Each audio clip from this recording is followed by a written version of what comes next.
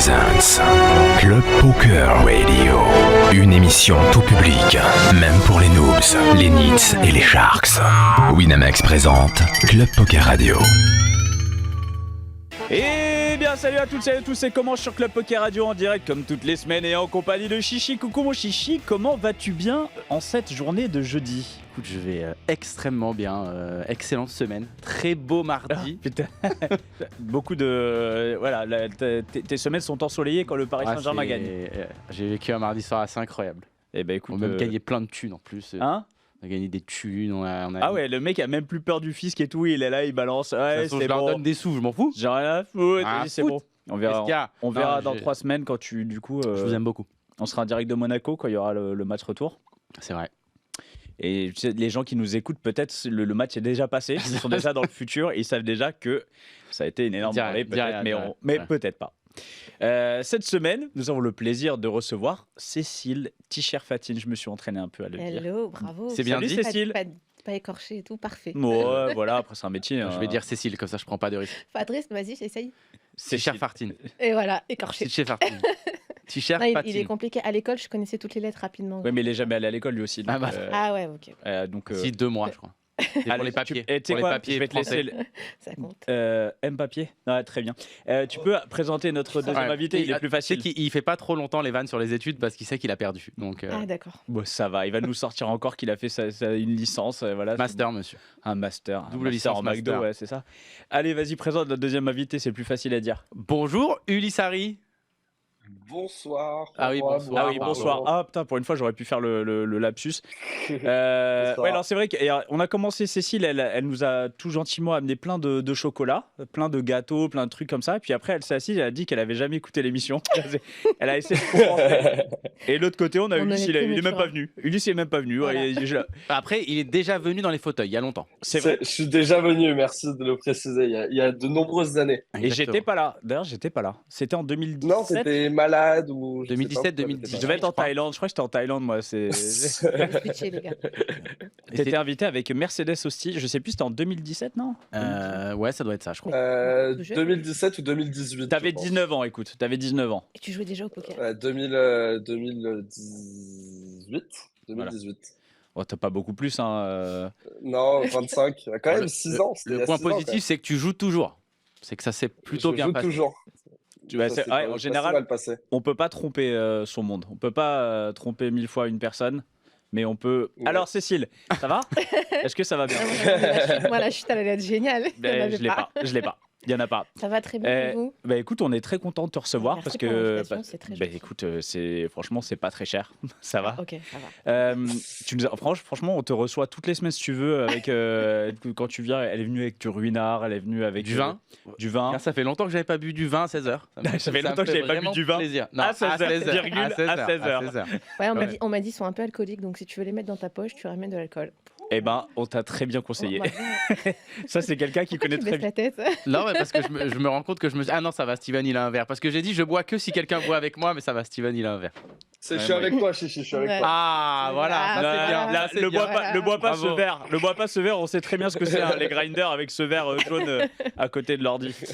Bon, alors on vous connaît pas très bien tous les deux. Moi, j'étais pas là à ton émission, Ulysse, donc je vais faire ta connaissance. Et Cécile, toi aussi. Toi, tu t'es donné la peine de venir, donc je vais commencer par toi.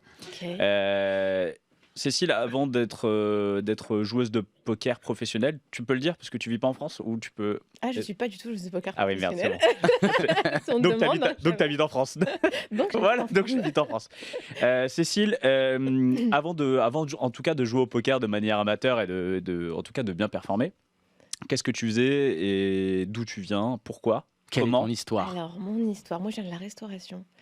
Je suis une passionnée de restauration, donc j'ai commencé très jeune dans la restauration, avec toujours l'objectif de me dire, dès jeune, faut que je joue mon restaurant, faut que je sois ma propre patronne, il faut que je bosse pour moi.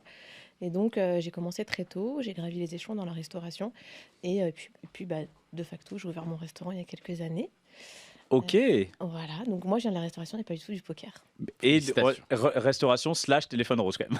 Ouais, voilà, c'est ça. J'ai une voix, T'as une voix- j'ai une voix, il paraît, de téléphone rose. Non, alors Non, mais on peut te faire quand même enregistrer des jingles et gagner de l'oseille. En même temps, moi je me demande toujours qui a appelé ça. Enfin, moi, je sais pas, j'ai jamais appelé un téléphone rose. Quoi. Bah moi non plus. Bah moi non plus, mais déjà on peut pas savoir. Ça se trouve c'est des grosses voix et on n'en sait rien du tout. C'est plus crédible quand moi je dis que j'ai jamais appelé que vous les gars, je tiens à vous le dire.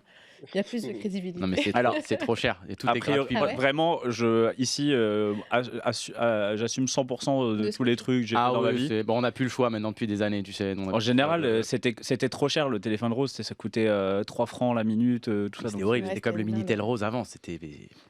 Tu sais pas de quoi on parle, Ulysse. Ulysse, il sait pas de quoi on parle. Non, je suis perdu. Minitel, c'est comme un ordinateur, mais avec 4 pixels sur l'écran. C'est ça. Donc tu viens de la restauration. Donc je viens de la restauration. Donc quand tu as monté les échelons, t'as commencé serveuse. Ah, j'ai commencé commis. Ah oui, donc commis, c'est on épluche et on fait la vaisselle. Pas dans la cuisine, mais en salle. Vaut mieux pour tout le monde que je sois pas dans la cuisine, pour être honnête. D'accord. Pourquoi un petit peu de main gauche? Ouais, je suis pas bonne cuisinière. Je sais faire plein de choses, mais c'est pas.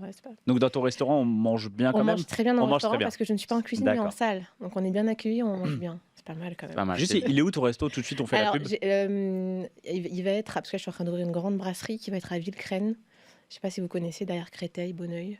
Ok, ouais, je vois. Ouais, ça vous parle un petit peu. Ouais, ça parlera peut-être pas Nico, mais peut-être Créteil, je vois. Est-ce que vous venez d'inventer cette ville? Ouais, exactement. On se fait un petit clin d'œil, on s'est compris. Parce que celle-là, elle est mal inventée, hein. Le nom n'existe pas, évidemment.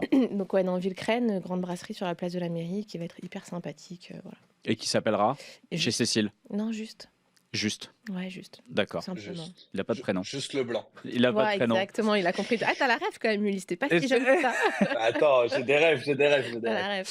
Donc c'est ton premier resto que tu ouvres? Ou t'en as déjà eu un? C'est le deuxième. J'ai le juste restaurant italien et là j'ouvre le juste brasserie française et une petite touche italienne. D'accord. C'est ta ville? Non, pas du tout. Moi, je suis du 94 de base, mais plus aux portes de Paris. Et là, je m'éloigne un petit peu parce que depuis Covid, les gens ont un petit peu envie de verdure. Donc, ils se sont éloignés. Il y a pas mal de Parisiens qui ont été dans les banlieues un petit peu comme ça, chic. Et la population de Villecrène est top, tout comme Saint-Maurice pour le premier juste. Donc, du coup, c'est un peu cette population que je vise. Des gens qui sont cool, qui se prennent pas la tête, qui aiment bien manger, qui sont un peu épicuriens, mais sans non plus vouloir que du gastro. Donc ça tu le vends super bien en tout cas. Ouais, ok. C'est pour ça qu'elle est pas en salle, enfin qu'elle est en salle et qu'elle est pas en cuisine. Ouais, c'est vrai. Voilà, c'est ça. Si tu sais, est-ce que tu sais quand même faire un truc? C'est quoi ta spécialité culinaire quand même? Je dirais la spécialité culinaire de ma famille, c'est la tartiflette. Ah, t'es savoyarde? Non, pas du tout. C'est pas du tout rital. Hein. Ma mère est de Toulouse, donc rien à voir. C'est pas du tout rital. Mais parce que c'est une tartiflette au cassoulet. Mais parce qu'en fin de compte, la nourriture italienne est très facile. C'est-à-dire que oui, je sais faire des pâtes, je sais même faire une pizza. J'ai fait la formation, donc je saurais vous faire une pizza. Il faut les bons produits. Mais en fait, il faut juste. Eh bien, justement, faites entrer le. Mais on n'a pas le budget, donc on ne peut pas le faire. Zut alors. La prochaine fois, je vous inviterai à l'inauguration et puis vous me direz ce que vous pensez. Avec plaisir. Ulysse, une petite spécialité, un petit truc. Tu cuisines ou pas? Pas du tout. Toi, c'est cuisine au micro-ondes, je sens bien, toi. Non, c'est ravioli, parmesan, voilà. Ravioli parmesan, ah, t'es italien? Non, mais Deliveroo. Ouais, voilà, c'est ça. Ça sent le Deliveroo. Tous les genres de poker, Uber Eats, Deliveroo. Ah non, en Thaïlande, jamais de la vie. Il y a Deliveroo en Thaïlande ou pas? Non. Ouais, mais je fais l'effort de sortir de chez moi. Ouais, parce que moi, je soupçonne quand même Ulysse d'être dans sa chambre d'hôtel et de pas du tout être en Thaïlande. Mais je peux peut-être vous montrer, mais on voit rien, quoi. Il fait nuit, j'ai vu sur la mer, mais on verra rien. Vu sur la mer, il fait nuit. En Thaïlande, il n'y a pas la mer. Je connais rien du tout. Il n'y a pas la mer en Thaïlande, j'ai déjà vu. Donc, tu viens de la restauration? Donc, je viens de la restauration. J'ai fait plein de choses différentes après. Comme ça nous intéresse. Parce que si tu as été factrice et tu as travaillé dans la plomberie, tout ça, moi, je veux savoir. Des petits trucs un peu originaux. Je sais pas, originaux. J'ai fait du bâtiment. Tu as fait du bâtiment, ok. J'ai fait de la vente, mais bon, ça, c'est pas très original. Ça dépend ce que tu vendais. Je vendais des vêtements au début. Non, c'est pas original. J'ai travaillé sur les marchés aussi. Il y a peu de gens qui le savent. Les marchés, c'est très très formateur, ça. J'ai bossé sur les marchés quand j'étais très jeune, parce que j'ai commencé à travailler très jeune. Et si vous voulez, on n'a pas trop le droit normalement de travailler très jeune en France. Il y a quand même un âge. Et donc, du coup, c'était la restauration et les marchés qui m'ont accueilli aussi jeune pour pouvoir travailler et puis commencer à gagner ma vie. Et le poker m'est tombé dessus par hasard. On va y venir. Suspense. Ulysse, il attend sagement. Toi, Ulysse, avant d'être joueur de poker, t'étais quoi? J'étais au lycée. Adolescent. J'étais au lycée. J'étais au lycée, vraiment. Et oui, tout le monde se fout de ta gueule, voilà. T'es loin, t'es loin. C'est normal, t'es jeune. Mais normalement, je suis plus du tout le plus jeune, donc j'ai passé mon tour. Je l'ai vécu ces 2-3 premières années, et maintenant ça va, parce qu'il y a des plus jeunes que moi. Maintenant. C'est vrai, maintenant il y a des plus jeunes. Et en fait, il y a des mecs, je pense, qui arrivent dans le poker. L'émission, l'émission, c'est la 17e saison. Donc c'est possible qu'il y ait des gens qui soient nés au début de l'émission. Quoi. À la fin de la saison. Moi, fin de la saison. Quand j'ai commencé le poker, je pense que l'émission existait déjà, tu vois, par exemple. Oui. Non, ça, c'est sûr. Ça, c'est sûr. C'est certain, t'as 25. C'est pas hyper bon en calcul, par contre. Oui, mais donc, ce que je voulais dire, c'est qu'il y a des gens qui ont commencé le poker avant d'avoir 18 ans, qui du coup ont commencé le poker avant que l'émission... Enfin, sont nés avant que l'émission... Alors, t'embrouilles là. Donc, Ulysse... On l'a perdu. Ouais. T'as compris. La connexion, c'est pas ta connexion. On a compris. Ulysse, t'es où? En Thaïlande ou en France? J'essaie d'avoir. Non mais attends, du coup, t'es au lycée, tu commences à jouer aux cartes avec les potes du lycée au début? Comment tu rencontres? Ou en ligne un peu. T'as piqué la CB à papa maman, toi? Ouais, c'est pas papa maman, mais c'est à peu près ça. Ouais. Le frérot? Non, une vieille dame dans la rue. L'argent qui était prévu pour le père. Le frérot, j'ai réussi à jouer une fois en live alors que j'étais mineur à Paris. Avec la carte de mon frère. La carte d'identité? Mais sinon... Énorme, ouais. J'adore. On dira pas où. Je dirais pas où, mais on s'est fait choper à moitié. Ah, donc tu t'es fait choper, on peut dire où? Non, parce que personne s'est fait radier, on s'est fait choper, mais à moitié. Donc voilà. Pas dire où. Et on peut vraiment c'est facile de savoir où c'était parce que le club est encore ouvert. Mais c'était un cercle à l'époque. C'était un cercle, mais c'est facile du coup de savoir. Il y avait que Clichy à l'époque, donc de toute façon, on sait très bien. On a compris du coup. Voilà. Et mais non, je jouais avec la pièce d'identité de quelqu'un de ma famille qui n'était pas mes parents, mais c'est à peu près pareil. D'accord. Et du coup, tu jouais au poker tout en allant au lycée la journée et le soir, t'allais en salle. Au début, je jouais au poker comme je pouvais jouer aux jeux vidéo, tu vois. Donc là, à 15 ans, et petit à petit. Je jouais beaucoup au poker, du coup j'allais un peu moins au lycée. Tu gagnais bien ta vie? Tu gagnais de la thune un peu ou pas?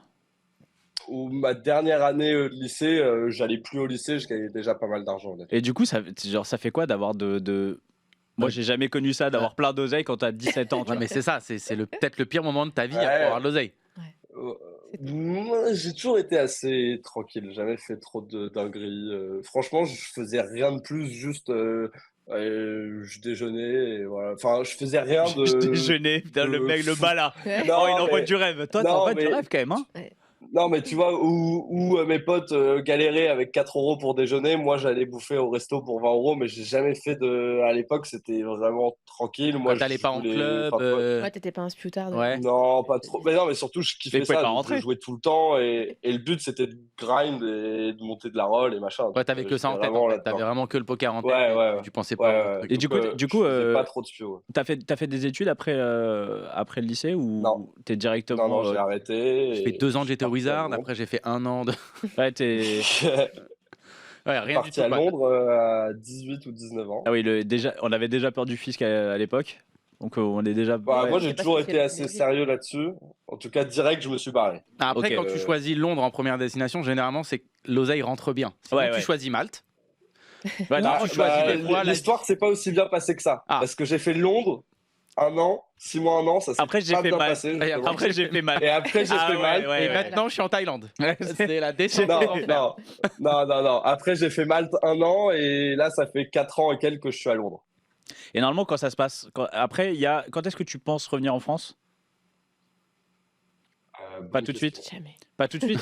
Non, c'est que ça se passe bien. Idéalement, moi, je rêverais d'habiter en France. C'est le pays où je me sens le mieux. Enfin, mais fiscalement, c'est quand même très compliqué. Donc on verra. Parce que du coup, c'est quoi l'imposition d'ailleurs d'un joueur live? C'est online, c'est la même chose. C'est la même chose. Moi, je joue que du online presque. Ah ouais, mais en l'occurrence, en Angleterre, c'est 0 sur tout. Donc il n'y a pas de. Non, en France, c'est pareil que tu sois online ou live. Oui, c'est ça. C'est juste que tu as les frais, la gestion des frais qui va être différente, mais sinon, c'est exactement. Je pense que quand tu joues en live en France, tu dois pouvoir un peu plus magouiller, tu vois, que online. Tu vas mettre. En fait, c'est comme tu es entrepreneur, tu vas mettre tous tes frais dessus, tous tes frais de transport, tu mets tous tes restos et machin.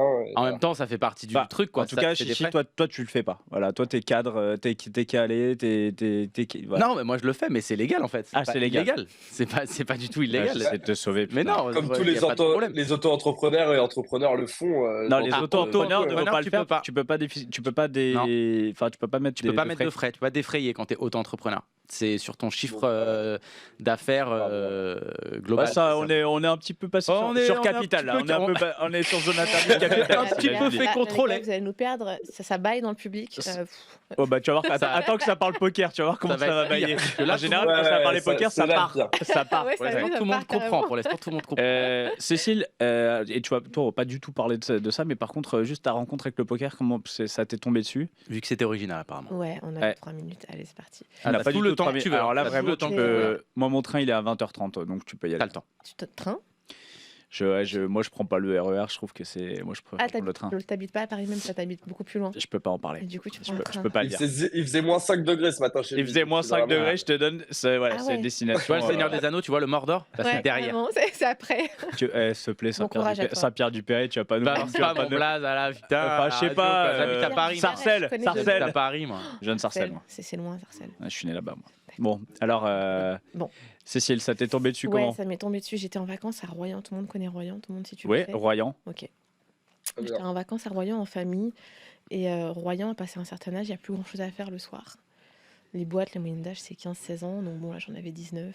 Oh là là, la daronne. Pas fou. Non, mais bon, voilà, c'était très jeune la moyenne d'âge dans les boîtes là-bas à Royan. Et donc, je m'ennuyais. Il y a un super casino qui donne sur la plage. Donc, c'est un beau spot, c'est joli. Et donc, je rentre dans le casino. Mais il y a un problème, c'est que je déteste perdre. Voilà, je suis pas nulle. Le casino, c'est pas le meilleur spot pour ça, du coup. Et donc, je rentre dans le casino et je me mets à étudier tous les jeux du casino. Donc, la moyenne d'âge du casino, c'est 50-60 ans. Il y avait pratiquement que des personnes un peu plus vieilles que moi, enfin beaucoup plus vieilles que moi. Et je me mets à étudier tous les jeux. Et puis, au bout de peut-être 2 heures, mais facile, où j'avais même mon petit verre. Attends, quand tu dis étudier, c'est quoi? Tu te poses à côté des tables, tu regardes ce qui se passe? Non, elle résout le game. Parce que tu connais rien, du coup, de base. Ok. Non, je connais aucun jeu. Donc, j'ai étudié le blackjack, la roulette. C'est très marrant quand tu dis j'étudie. On dirait qu'elle a son petit calme à côté. Mais c'est clair. Les probabilités, elle a regardé mon téléphone, en fait, et donc je calculais, etc. Et au bout de 2 heures, il y a le directeur agent du casino qui vient me voir et qui clairement, de vous à moi, a dû se dire que j'étais un tapin. Je vous le dis, c'est une petite nana qui est là depuis 2 heures, qui fait rien. Et qui tourne et qui prend des notes. Il s'est dit, bon, c'est Royan, c'est peu probable. Voilà. Et du coup, il vient me parler, il me dit, écoutez, mademoiselle, vous êtes là depuis un petit moment, je vous vois, mais vous ne jouez pas, qu'est-ce qui se passe? Et donc, je lui dis, écoutez, j'ai étudié un peu toutes les probabilités de vos jeux et on ne peut pas gagner. Le mieux pour gagner, c'est le blackjack, je pense. Et là, il t'a dit, oui, je sais. Il t'a regardé, il t'a fait quoi? Et là, attendez les gars, arrêtez toutes les machines, on ne peut pas gagner dans ce casino. On escroque les gens. Et là, il me regarde avec des grands yeux, il se met à rigoler et il me dit, écoutez, mademoiselle, il me dit, on me l'a jamais faite celle-là. Il me dit, mais je vais faire quelque chose pour vous. On a une table privée de poker dans le casino. Normalement, on n'a pas le droit de regarder. Je vais vous installer au bar qui est juste derrière la table. Vous allez regarder. Le seul jeu où vous pouvez gagner de l'argent parce que vous jouez contre l'humain. Le casino prend une petite partie, mais vous jouez contre l'humain. C'est le poker. Moi, j'avais entendu mon beau-frère me parler de poker à l'époque, mais je m'y intéressais pas du tout. Il te conseille pas mal. Il te conseille bien quand même. Il est super gentil. Il aurait pu dire, va à la roulette. Ouais, non, il est. C'est un amour. C'est un amour, ce patron de casino. Je vais le rencontrer tout de suite. Directeur adjoint qui est passé directeur après, donc adorable. Et donc, je vais regarder cette partie. Je reste au bar derrière et je passe la soirée à regarder. Et là, je me dis, ah ouais, quand même, il y a quelque chose à faire là-dedans. Mais attends, parce que tu regardes du poker, tu connais rien. J'y connais rien. Mais ça doit être horrible. Donc je comprends rien en fait. Je suis hyper curieuse, donc en même temps, je regarde un petit peu les réactions internet, je regarde ce que les gars font. T'es une petite nana un peu mignonne à un bar, donc ils se retournent, ils viennent tu leur te poses parler, des questions, machin, ils répondent à tes questions. Enfin voilà, c'était que des mecs un peu fortunés de là-bas en plus, donc bon, ils étaient un peu contents, tu vois. Donc je regarde, etc. Et le lendemain, j'arrive au casino avec mon petit pécule, parce que j'avais pas beaucoup d'argent, donc mon petit pécule. Et je m'assois sur la table. T'as quoi? T'as pris 200 balles? J'ai pris ça, c'était une 500. 500, ok. Et là, pour que vous compreniez, donc moi, je pose 500. Pour moi, c'est beaucoup, et je pose 500. Et les mecs ont genre devant eux 3 4 000, 5 000. Enfin voilà, je suis ridicule, quoi. Bon, maintenant, je le sais avec le recul, mais assez. Et alors, je connaissais pas très bien les règles, mais j'avais déjà le vice. Parce que, par exemple, quand j'avais une paire, quand j'avais 2 paires, par exemple, je mettais mon doigt sur une paire. Quand j'avais brelan, je mettais mon doigt sur hauteur. J'avais un petit papier à côté où j'avais des trucs. Ah oui, ok, t'avais ta liste. T'imagines, eux, ils étaient là. Mais venez vous asseoir, mademoiselle, bien sûr. Et donc, du coup, je commence comme ça le poker. Donc, improbable. Je gagne genre pas beaucoup, mais je gagne de quoi rembourser en gros mes vacances. Je rentre à Paris. C'est énorme déjà, tu perds pas. Mais c'est énorme, je perds pas. Et pour dire à quel point ils étaient tous nuls. Ouais, moi, je peux le dire, ils étaient vraiment nuls. Le niveau était incroyable. Bon, la partie est décédée depuis, malheureusement. Pas la peine d'y aller. Ne courez pas tous à Royan. mais le niveau était incroyable. Quand je vois maintenant, il n'y en a pratiquement plus des parties comme ça. Et donc, je rembourse mes vacances, je rentre à Paris et je recommence à bosser comme une acharnée parce que je bossais 6 jours sur 7. Je faisais énormément de sport à côté, donc j'avais pas trop de vie à côté. Et là, mon beau-frère me dit quand je rentre, franchement, tu devrais jouer parce que moi, je trouve que tu as quelque chose pour le jeu. Et c'est vrai que depuis que je suis petite, ma mère ne veut plus jouer à aucun jeu avec moi. Mes sœurs, il y en a une qui est là pour témoigner. Elles veulent plus jouer avec moi parce que je gagne à tous les jeux, que je suis hyper stratège dans tout ce que je fais. Elle dit non, elle dit c'est pas vrai. Ouais. Elle dit c'est pas vrai. Elle dit tu triches. Je te dirai pas ce qu'elle dit dans sa tête par contre. Ça a pas j'ai vécu les 3/4 de ma jeunesse quand je jouais au jeu avec des gens où on me disait mais tu triches. Pas possible, tu passes ta vie à tricher. Non, en fait, tu dis j'étudie. Je suis très stratège dans tout ce que je fais en fait. Et du coup, je rentre à Paris, je m'intéresse pas trop au poker. Et puis 1 an et demi après, je me dis allez, c'était quand même intéressant ce truc, je vais m'y intéresser. Et je vais à l'ACF sur la 100, donc de cash game à l'ACF. Je pose mes petits 100 € et je monte comme ça. Donc la 100 €, c'est une 2-4, c'est ça? C'était une 2-4, okay. C'était la plus petite table donc de l'ACF. Et je commence comme ça, et petit à petit, je grade un petit peu les petites tables. Je me fais repérer parce que je suis une nana, donc c'est plus facile quand t'es une nana, clairement.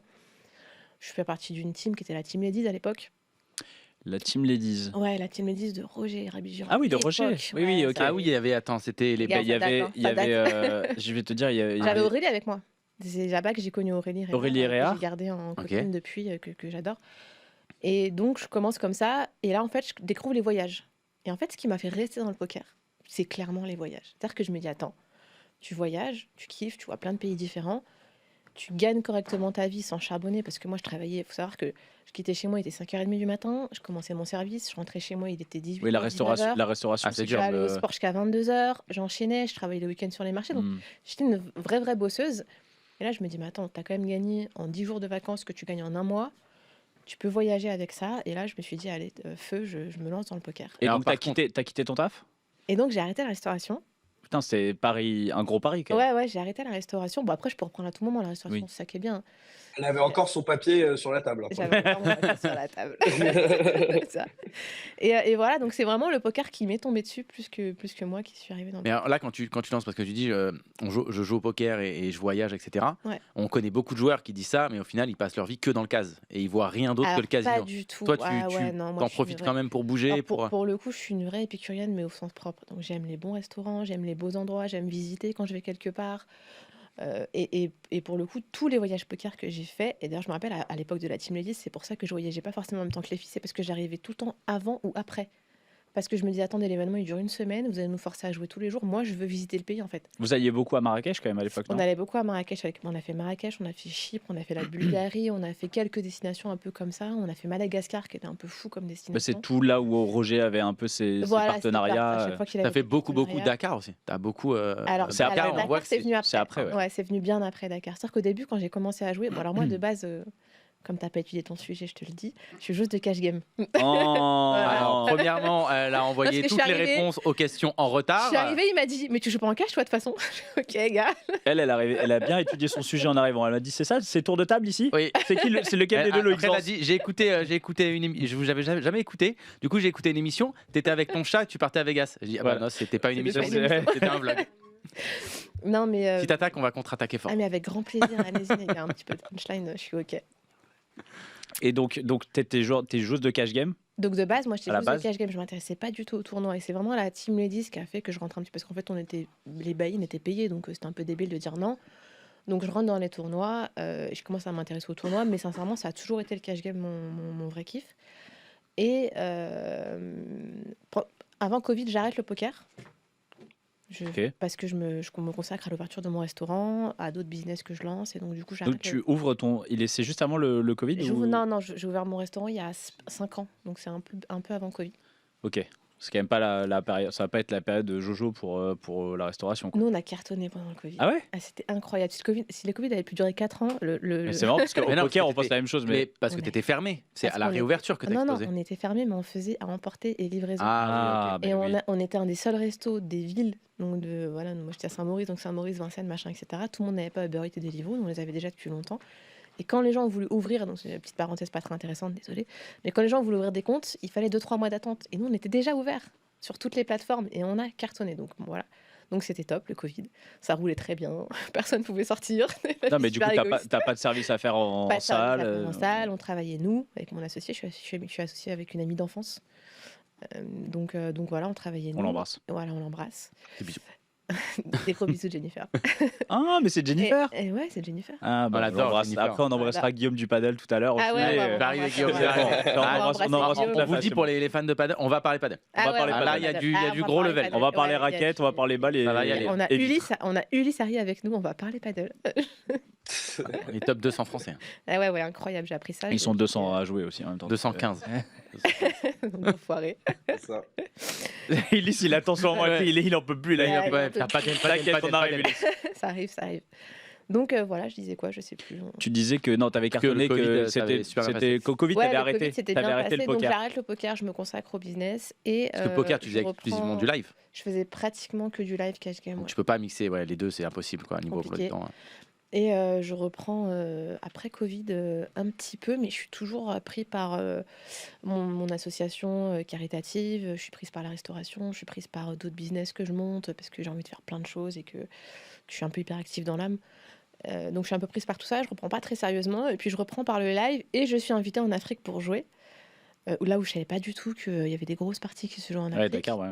Mais en fait, il y a des grosses parties qui se jouent en Afrique, c'est vraiment intéressant. Et donc, je suis invitée en Afrique, j'y vais. Je découvre Dakar, je découvre d'autres pays aussi, parce que j'étais en Côte d'Ivoire, j'ai été dans plein d'autres pays africains. Et là, je me dis, ah ouais, en fait, il y a quand même un poker intéressant là-bas.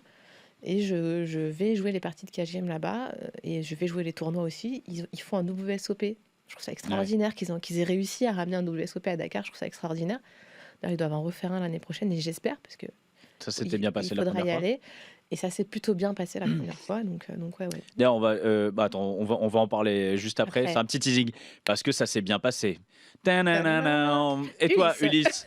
Alors, Ulysse, toi, tu joues exclusivement online et KGM ou MTT? Spin. Ok, Ah, donc c'est le pire. Ouais, non, pire. c'était définitivement pas de la bière dans ton verre à côté. Ouais. On sait tous, Ulysse. Ah ouais, donc t'es un joueur. J'ai joué un peu MTT au début, mais depuis 4-5 ans, ouais. Enfin, MTT live, du coup, en live, et Spin Ice Stakes. Et 5 ans de spin. C'est 5 ans de spin. Ouais. mentalement comment Ah ouais, vraiment. c'est. Moi, ça va, j'ai une approche un peu différente de beaucoup de monde en spin. On va dire que j'ai joué très cher et je jouais beaucoup moins de tables que la plupart. Donc, je faisais beaucoup moins de C'est-à-dire volume, mais avec. Ouais, j'en jouais 6, mais en fait, ça dépend des sites. Il y a des sites où je pouvais en jouer plus, mais en fait, je jouais moins de parties en général. Et par contre, je gagnais plus par partie, on va dire. Ok, et juste C'était plus la qualité que la quantité, quoi. rappelle-moi, quand tu joues en spin, tu vas quand même. Tu monosites. Tu joues pas sur plusieurs sites en même temps, il n'y a aucun intérêt. Ouais, tu Parce que tu veux gagner du rakeback. Il y a personne presque qui joue plusieurs sites en spin. Oui, puis il n'y a pas C'est d'intérêt. vraiment- Finalement, tu vas avoir assez d'actions sur un site, j'imagine. Bah, faut choisir son site, machin. En vrai, moi, je jouais très cher, donc tu pouvais atteindre le statut max de plusieurs sites. Donc éventuellement, tu pouvais jouer peut-être 2 sites. Mais, C'est mais quoi, moi, très j'ai cher? jamais joué. C'est 250, 500. Ah, ça monte jusqu'à 500. Ok. Ouais, moi, c'était le site sur lequel j'ai joué longtemps là, dernièrement, c'était 200 et 400. D'accord. Et pendant un moment, c'était sur un autre site, 250, 500. Mais voilà, en gros, c'est entre 100 et 500, quoi. Parce que là on parle de rackback mais sur les spins. Non, on parle de Bain, là. De Bain. Ouais, non, mais je sais, mais on parlait des statuts par rapport au rackback. En fait, en spin high stakes, tu peux pas gagner d'argent, c'est ça? Tu gagnes. Le but, c'est d'essayer d'en perdre le moins. Ouais, bah, ça dépend si tu joues en nitro, oui. Si tu joues en classique, sur certains sites, en fonction de ton niveau, machin, tu peux gagner un peu d'argent aussi pré-rackback. Alors, Nitro, parce qu'il y a juste la variance, elle est énorme. Non, en nitro, c'est pas possible. En classique, justement. Ouais, mais Et c'est de moins en moins vrai, forcément. pourquoi C'est de moins en moins vrai. pourquoi en nitro tu peux pas gagner Parce que t'es moins deep, t'as moins de jetons, donc tu gagnes moins de jetons par partie, du coup. La variance devient trop Et forte. le rec est le même, donc. Ouais. Donc. T'es Et mort. donc toi, aujourd'hui, tu joues plus en nitro qu'en. Moi, là, je joue en gros. Voilà, dernièrement, j'ai un peu moins joué, mais je jouais, on va dire, sur BetClick. Là, ces 3 dernières années. Et c'est 25 bébés de start, donc comme des classiques. Mais les niveaux sont en fonction des jackpots. Donc, si c'est des x2, c'est 1 minute, comme les nitros. Ok. D'accord. Et Donc, si c'est un hybride ok. un peu. D'accord. Et je crois que c'est sur voilà. PS.com où il y a des spins à $1000, non? Non, il y a ça, c'est ça? À l'époque, je sais plus maintenant à l'époque, mais à l'époque, il y en avait pas tout le temps. Il y en avait de temps en temps. Mais ça tournait jamais. Ça tournait jamais. Ça Et, tournait et pas. les 500, par contre, ça tourne? Sur PScom, j'ai jamais joué, mais moi, je jouais. J'avais les lobbies en 400 avec un pote. Enfin, on se connaît tous, tu vois. Ouais, Mais ouais. en gros, on était quelques-uns à avoir les lobbies et ça tournait. En fait, ça dépend par période, mais en gros, mon volume, c'était souvent en 200 ou en 250.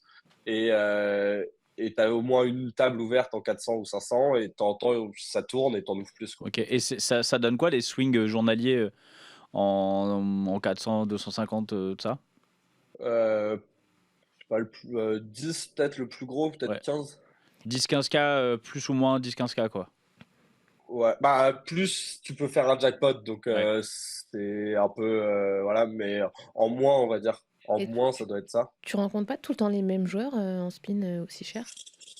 Si. Ouais, Si, en c'est fait, le problème en fait. t'as le récréatif qui se perd à chaque fois, quoi. C'est T'as un un peu récréa ça. qui vient et quand il Bah, revient, c'est un peu la guerre pour celui qui a les lobbies et machin. Et vu que je joue moins en ce moment, je joue un peu moins cher, du coup, vu que j'ai un peu perdu ma place. D'accord. Mais pendant longtemps, j'avais ma place, et quand j'arrivais, en fait, c'est la loi du plus fort, quoi. C'est les Donc, cartels, là, il y avait les cartels en spin, c'est ouais, ça? ouais, sur Wina, il y en a beaucoup. Moi, là, sur BetClick, pendant longtemps, il y en avait pas. Enfin, c'était nous, quoi, mais sans être un cartel, on était quelques-uns à se connaître et à jouer, quoi. Et maintenant, là, il y a des Espagnols qui sont un peu organisés aussi, donc un semblant de cartel, quoi. Ouais, parce qu'il y a aussi beaucoup. Dernièrement, il y a eu une polémique sur. C'est sur GG, je crois. Alors, je me rappellerai plus du nom, mais c'est par rapport à des stables. Ouais. Est-ce que ça, globalement, c'est un gros problème pour vous? Finalement, bah, on est habitué maintenant et ça pose pas de problème. Moi, j'ai été pendant quelques années chez Spinelite, et que ce soit pendant que j'étais chez Spinelite ou après, par exemple, ça n'a rien changé à mon grind. Donc, tu vois, tous ceux qui disent que t'es avantagé ou machin, truc, Spinelite aujourd'hui, je vais pas faire de la pub pour eux parce que voilà, mais en gros, fait tout dans les règles. Donc, tout ce qui est interdit par les rooms, ils ne le font pas.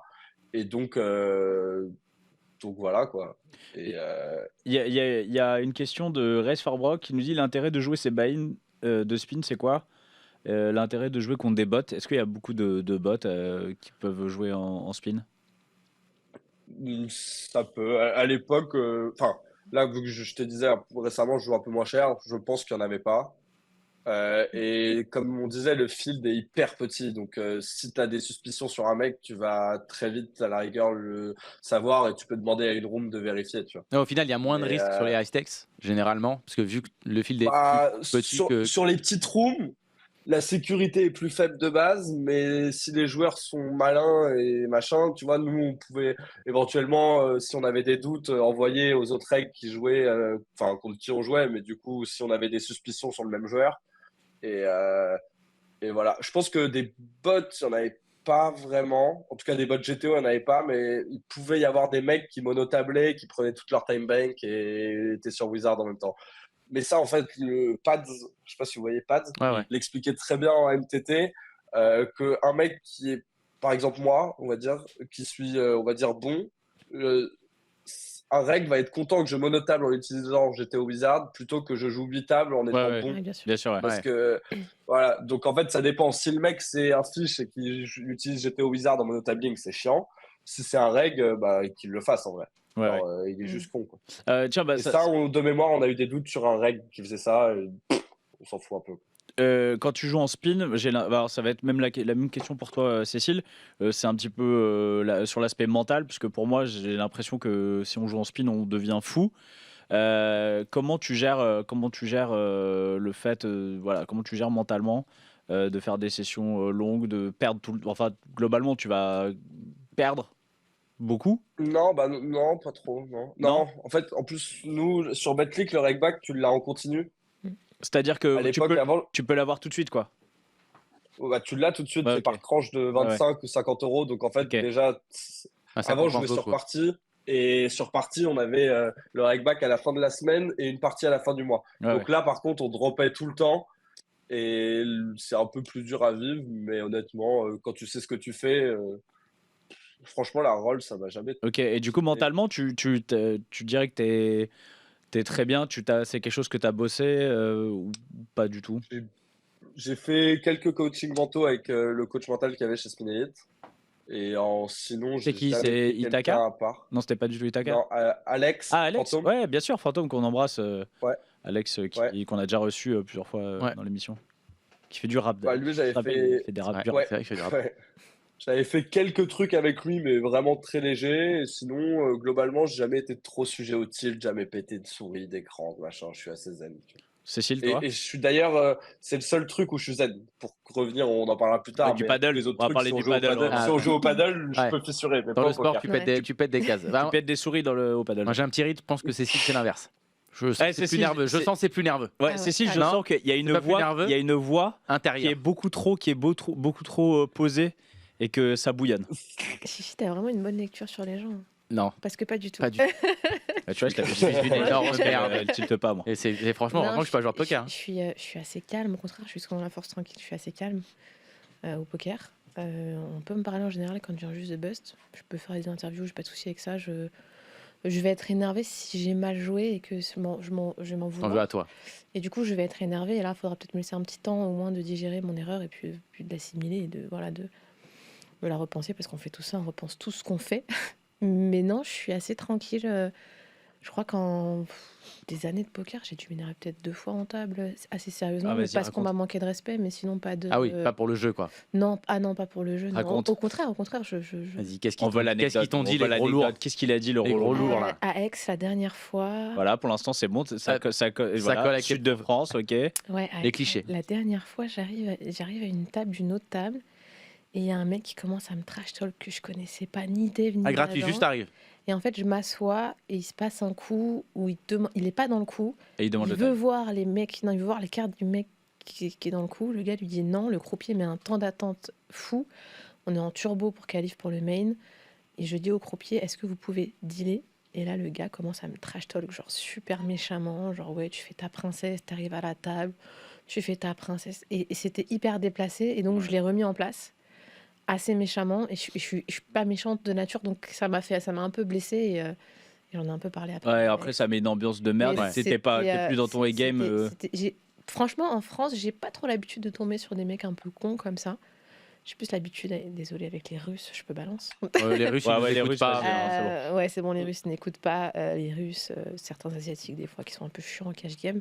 Mais en France, en soi, on est des gros râleurs, mais pas irrespectueux. Râleurs, mais pas méchants, quoi. Voilà, c'est ça, râleurs, mais pas méchants. Donc c'est assez rare, et non, je m'énerve pas aux tables de poker. Donc, est-ce que tu es comme Ulysse, il y a forcément un endroit où tu pètes le 4? Le sport? Ah bah ouais, alors le handball, par contre, j'ai fait du handball pendant des années en semi-pro avec ma sœur qui est là. Et ouais, sur les terrains de handball, des fois je pétais des câbles. Ouais. Parce que c'est très violent le hand. Du coup, ça touche à au physique. T'en as fait? J'ai vu un match de hand il y a pas longtemps, c'est violent. Ouais, violent, en fait, violent, c'est du rugby en salle. Et donc, du coup, il y a des coups bas, il y a des machins, il y a des trucs. Et j'avais un vrai sale caractère quand j'étais jeune. Et maintenant, je suis. T'étais pas dans la team avec Sabrina Derdar? Si, Sabrina Derdar, j'ai fait du hand avec elle. Ouais, parce je sais qu'elle a été pro de hand, pro, je sais pas si elle était non, peut-être on était en semi-pro. semi-pro, je pense qu'elle a été jusqu'en national, nous on était jusqu'en national 2. Et je me demande si elle était pas aussi dans la team de Roger. Elle a fait partie de la team, mais pas en même temps que moi. Non, Pas en même temps que toi. moi, non. Et qu'on a recroisé il y a pas longtemps à coach sportif Marrakech. Coach sportif maintenant, ouais, elle a pas mal de joueurs, je crois, et ça se passe plutôt bien pour elle. Et, on l'embrasse. elle a toujours été douée en sport, donc je pense que ça doit être une bonne coach sportive. Ouais, carrément. On la recroisera à Marrakech. Sabrina. Ouais, Et le mental, tu sais, aujourd'hui, c'est vraiment très, très actuel. On en parle beaucoup. Ça fait partie des choses à avoir dans son arsenal, en vrai. Exactement. Et c'est quelque chose qui t'intéresse quand même Moi, je suis assez... Ulysse, par exemple, ce que tu fais, moi, je suis assez impressionnée parce que je ne tiendrai pas derrière mon ordinateur toute la journée. Moi, je suis une vraie joueuse de live. Donc, pour le coup, je pense que c'est un peu un discours de tous les joueurs de live, mais je ne tiendrai pas. Et d'ailleurs, je vois de plus en plus de joueurs qui sont très, très forts online. J'ai dans ma tête, par exemple, un ami à moi, Julien Mariani, que vous devez connaître, bien sûr, qui est très, très fort online et qui a besoin de faire du live. Alors que je pense que c'est plus intéressant pour lui de jouer online 100 fois plus parce qu'il est 100 fois meilleur online. Mais ça te change. Mais il a besoin de ce côté live et je pense que de plus en plus, d'ailleurs Ulysse, tu m'arrêtes si je me trompe, mais je pense que de plus en plus les joueurs online ont quand même besoin de ce live, de cette un petit peu... Moi, c'est l'inverse. Toi, on a compris, t'es parti en Thaïlande, tu t'es enterré. Non, enfin, en Thaïlande. En Thaïlande.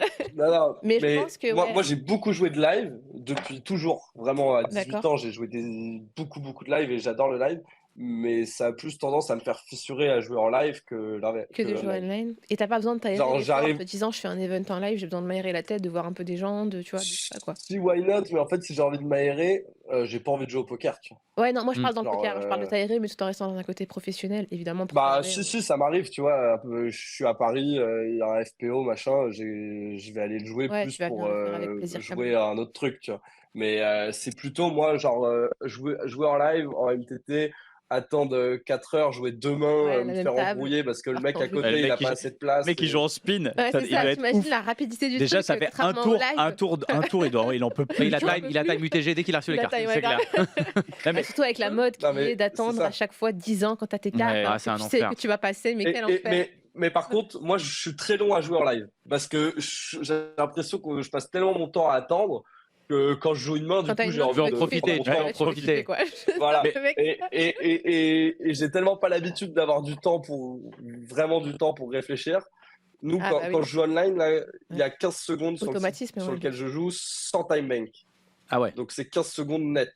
Et tu joues 4 ou 6 tables. Donc tu vois, c'est vraiment, tu speed. Tu vois.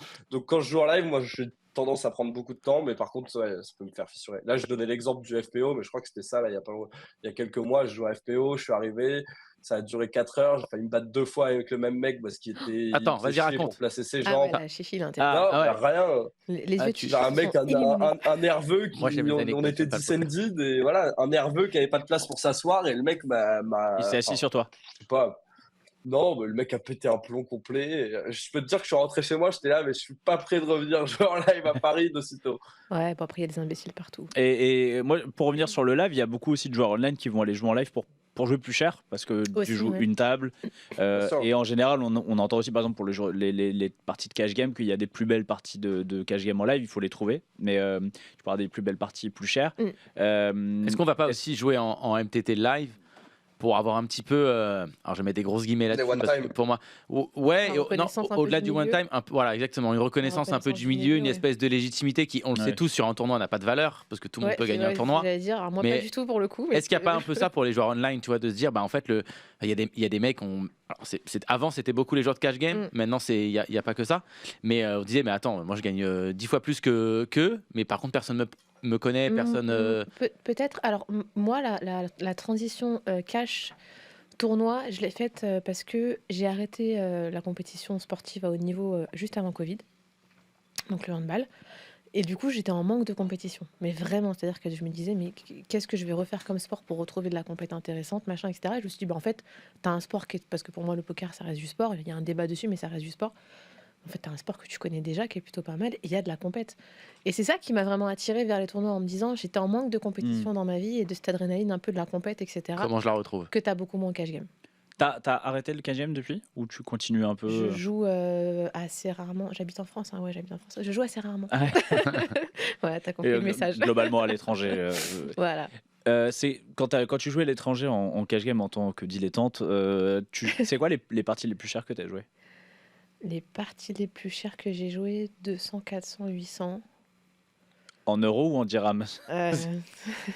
En euros. En euros? En euros, ça fait de la 200, 400, 800. Hein. C'est-à-dire 200, 400 en T800. Rosvadov, ça a été filmé, donc je peux en parler. Rosvadov, il n'y a pas longtemps, j'ai joué la Yo Virals Game. Je sais pas si vous avez vu. Mais je crois qu'on a dû te voir dessus. Voilà. On t'a vu dessus. Où la partie, j'ai arrêté quand la partie est devenue complètement folle. Parce qu'après, ça explose en live. Souvent, c'est ça le problème. C'était devenu du 200, 400, 800, 1006. Ok, mais c'est parce qu'il devait y avoir Léon à table, non? Il y avait Léon à table. Parce que nous, quand on est allé à Rosvadov, il y a le stand-up game, il y a tous les autres trucs à côté qui font que la variance elle augmente. Le stand-up game, il y a tout le. Bon, c'est plutôt ok en fait tous ces jeux-là, et ça met plus de variance, mais ça rend la game un peu. Tu peux juste rappeler ce que c'est le stand-up game pour ceux qui connaissent pas? Alors, on est tous debout au départ des coups, et en fait pour s'asseoir, il faut gagner un coup. Et si tu es le dernier encore debout, tu dois donner à toute la table une certaine somme. Donc là, je crois que c'était genre 500 € ou un truc comme ça. Et donc voilà, faut pas être le dernier debout. Il faut savoir que j'ai perdu 90% des stand-up games de cette partie. Donc c'était Quand tu joues trop cher, t'as pas envie de t'envoyer en l'air sur un stand-up game. Et en fait, quand tu joues très cher, t'as pas envie de t'envoyer en l'air. Si t'es dead card face à des mecs qui vont en foutre partout. Complètement. Oui, mais toi, forcément, enfin, je dis toi, mais ça serait pareil pour moi, t'es forcément plus fier d'à jouer 200, 400, 800. Quoi. Oui, parce que du coup, c'est quoi? Finalement, tu perds quoi? 4000 si tu perds? Vous êtes 8 à table? Ouais, voilà. 7, 8. Ça joue plus à 6-7, mais ouais, au final, si tu perds, tu dis bon, allez, je m'assois sur. Ça donne quoi le line-up de cette table? C'est les copains de Yo Viral, tout faire. C'est Yo Viral et qui sont beaucoup sur la game et ils font venir. Alors, ils veulent pas de pro. Moi, j'ai eu la chance. Tant qu'à faire. Ouais, mais toi, t'es une fille. Moi, je suis une pro, donc ça passe. Ouais, t'es une femme. Mais t'es une fille, en plus, ça aide pour en fait, j'ai eu cette chance-là, c'est qu'à la base, ça devait être la joueuse d'échecs qui devait venir. Oui, qui est... Prothèse. Les deux sœurs. Voilà, exactement, qui leur a mis un plan pour 2 games. Et du coup, Yo m'a écrit en me disant, il m'avait déjà parlé de sa partie en me disant, j'essaierai peut-être de te mettre sur une partie, machin, j'ai besoin de filles, etc. Mais en fait, je veux pas de pro, donc ça va être compliqué pour moi, etc. Et donc, du coup, je lui ai dit, moi, pas de pression, tu fais ce que tu veux, moi, j'ai pas de souci. Et du coup, il m'a contacté en me disant, écoute, j'ai la fille qui devait venir qui me lâche, et donc j'ai 2 soirs de libre, est-ce que tu veux le faire? Et du coup, je lui ai dit, allez, vas-y, Rosvadov, c'est pas très très loin en avion. Bon, t'as gagné combien? On veut savoir. J'habite en France. Ça va, toi, Ulysse? J'ai perdu. J'ai perdu tous les stand-up. J'ai perdu. Voilà. Bah, dis-nous combien t'as perdu et on fera la partie était conversion. streamée, donc j'ai gagné, non, pas une tonne, j'ai gagné... plus 40 ou 45. Ouais, bah, c'est vraiment pas une tonne. Comment t'as fait? Non, t'es sur vraiment allé sur pour une ça? 200, 400, 800. Attends, 45 €, Ulysse, il faisait 2 petits déj avec ça. Et en Thaïlande, t'en fais une dizaine, je pense. Ah oui. C'est vraiment du coup, c'est la partie la plus chère que t'aies joué. Quand on joue une partie comme ça chère de cash game, c'est quoi tes stakes habituels? C'est plutôt 10-20? 5-10, 10-20? Je préfère la 10-20, 20-40. La 10-20-40. Ouais, okay. Je préfère ça. Après, moi, dans mon idéal de poker, ce serait plus faire de tournois à long terme. Là, j'ai encore une bonne année, je pense, de tournois, peut-être 1 an et demi, 2 ans, mais plus faire de tournois. Je ferai des compètes de paddle avec Ulysse. Et pour la compète. Et puis de faire que du cash game high stake. D'accord. Et du coup, la pression sur des grosses tables comme ça, où on a beaucoup d'argent, c'est quelque chose que tu arrives à bien gérer? J'ai plus été gênée par le fait que ce soit streamé que par le fait que ça joue cher sur la table. Ah ouais? Parce que j'ai eu la chance de jouer des tables un peu partout dans le monde qui étaient un peu chères, mais c'était pas streamé, donc ça t'enlève une pression. Ouais. Et là, d'être streamé, de me dire que... Les gens vont voir tes déjà, cartes. Pas forcément qu'on m'écarte, mais j'aime pas qu'on parle de gains, d'argent, de tout ça, machin. Et donc, du coup, là, je en cash game, c'est un peu bizarre, moi, je trouve, de streamer les parties de cash game. Ouais, c'est pas. Ouais, mais c'est trop kiffant. Ah, et pourtant, maintenant, c'est ce qui cartonne. C'est génial. Hein, c'est génial. Et d'ailleurs, mais je parle en tant que joueur, je trouve ça je trouve ça moins dérangeant. Je serais plus habitué en France, en tournoi quand. En France, par exemple, c'est impossible de faire une table streamée. Ouais, de streamer du cash game, c'est impossible parce que, bon, déjà, légalement, c'est compliqué. Personne ne veut, de toute façon. C'est impossible. Donc, tu peux que faire du tournoi. Mais c'est assez marrant qu'on parle de ça. La dernière fois, je me faisais la réflexion. Il y a quelques années, les plus gros shows, c'était High Stakes Poker, Poker After Dark. C'était que des shows de cash game quasiment. Ensuite, il y a eu toutes les TF de tournoi qui sont arrivés. C'est ça. Et en fait, maintenant, j'ai l'impression que depuis 2 ans, les parties streamées de cash game, c'est revenu en flèche, mais de partout, tout le monde en fait, etc. D'ailleurs, est-ce que là, tu vois, quand tu nous dis, tu vois, j'aimerais dans l'idéal refaire que des cash games, tu me l'as dit, par exemple, pour la table de Yo, tu as l'avantage, tu es une fille, donc les sièges sont plus accessibles, donc autant en profiter. Mais à Vegas, il y a beaucoup de parties high stake, etc. Exactement. Pareil, quand tu es une fille, c'est plus simple. Ça pourrait être un de tes objectifs d'aller faire des games comme ça.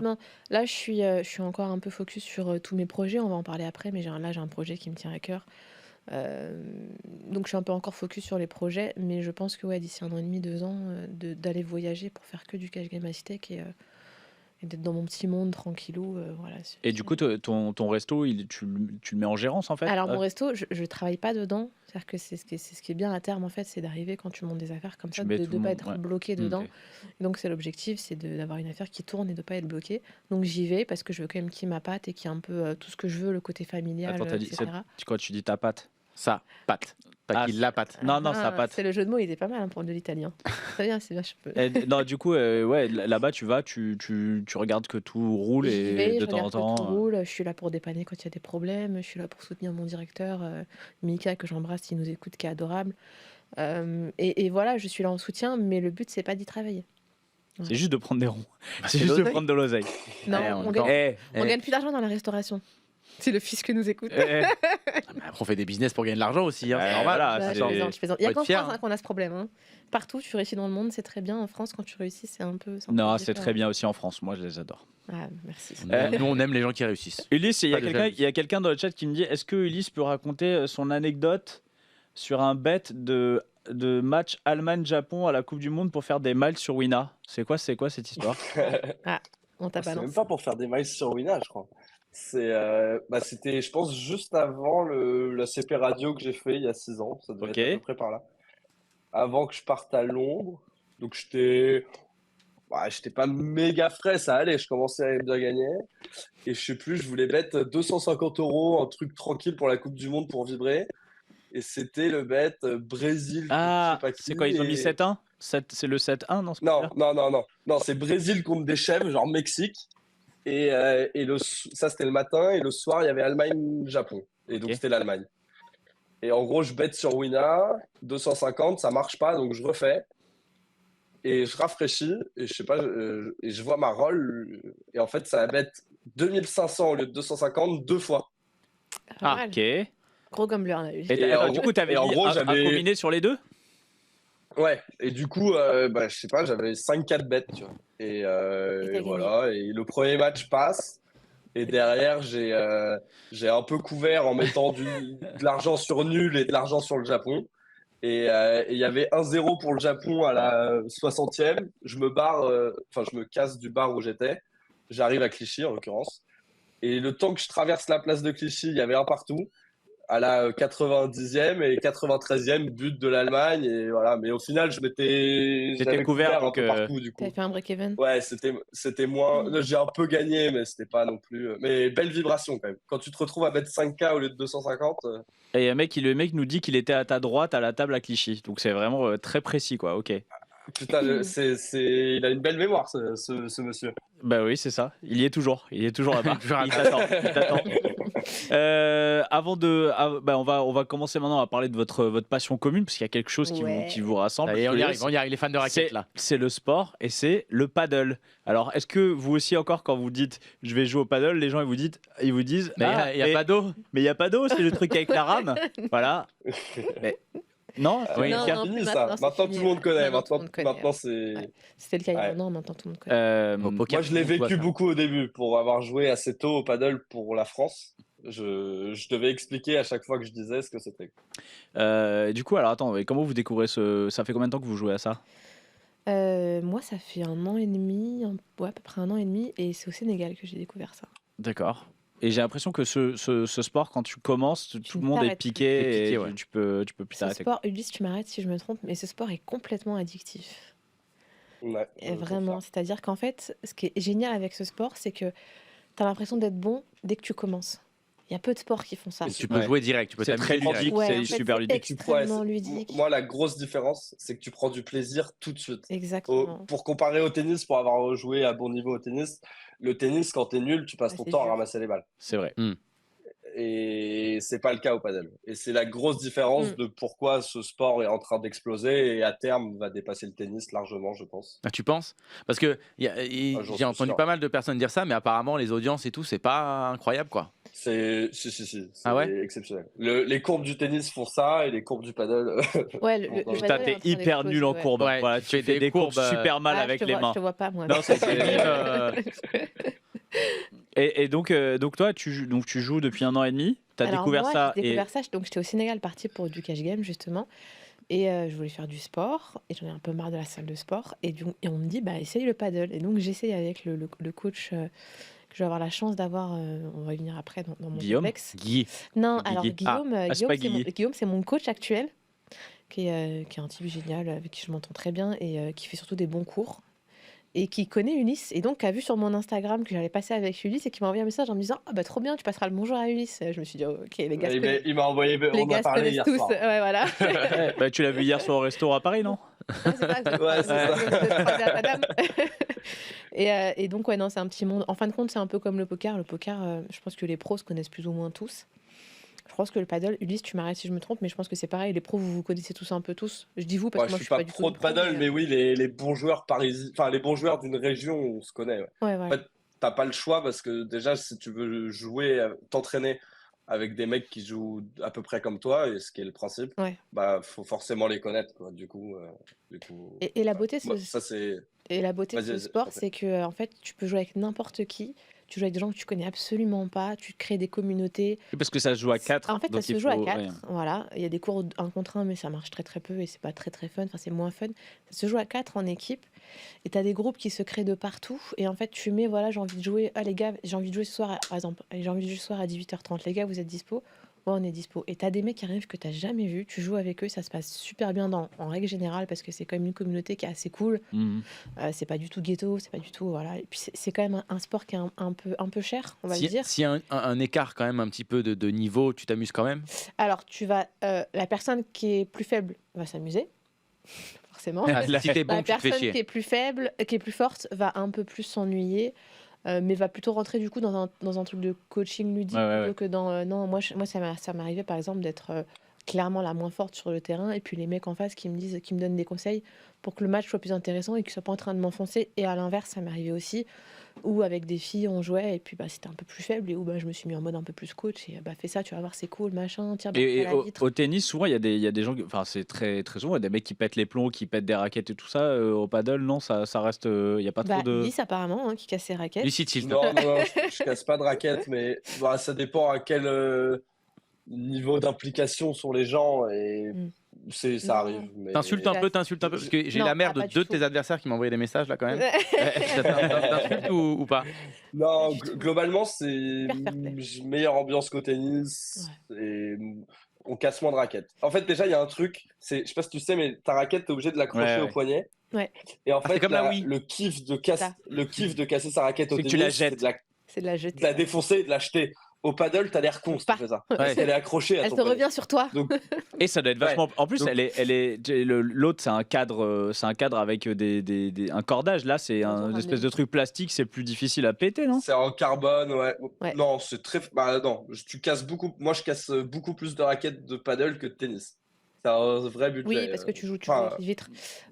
Au paddle, tu joues avec les vitres. Donc la raquette a tendance des fois à aller sur la vitre et à râper la vitre, à taper la vitre. Et du coup, la vitre gagne le match, hein, je vous le dis. Des fois, la vitre pète. J'ai vu une vidéo hier où le mec pétait la vitre. Mais... non, ça arrive jamais. Ouais, ça arrive jamais. En même temps, toi, ça m'étonne pas.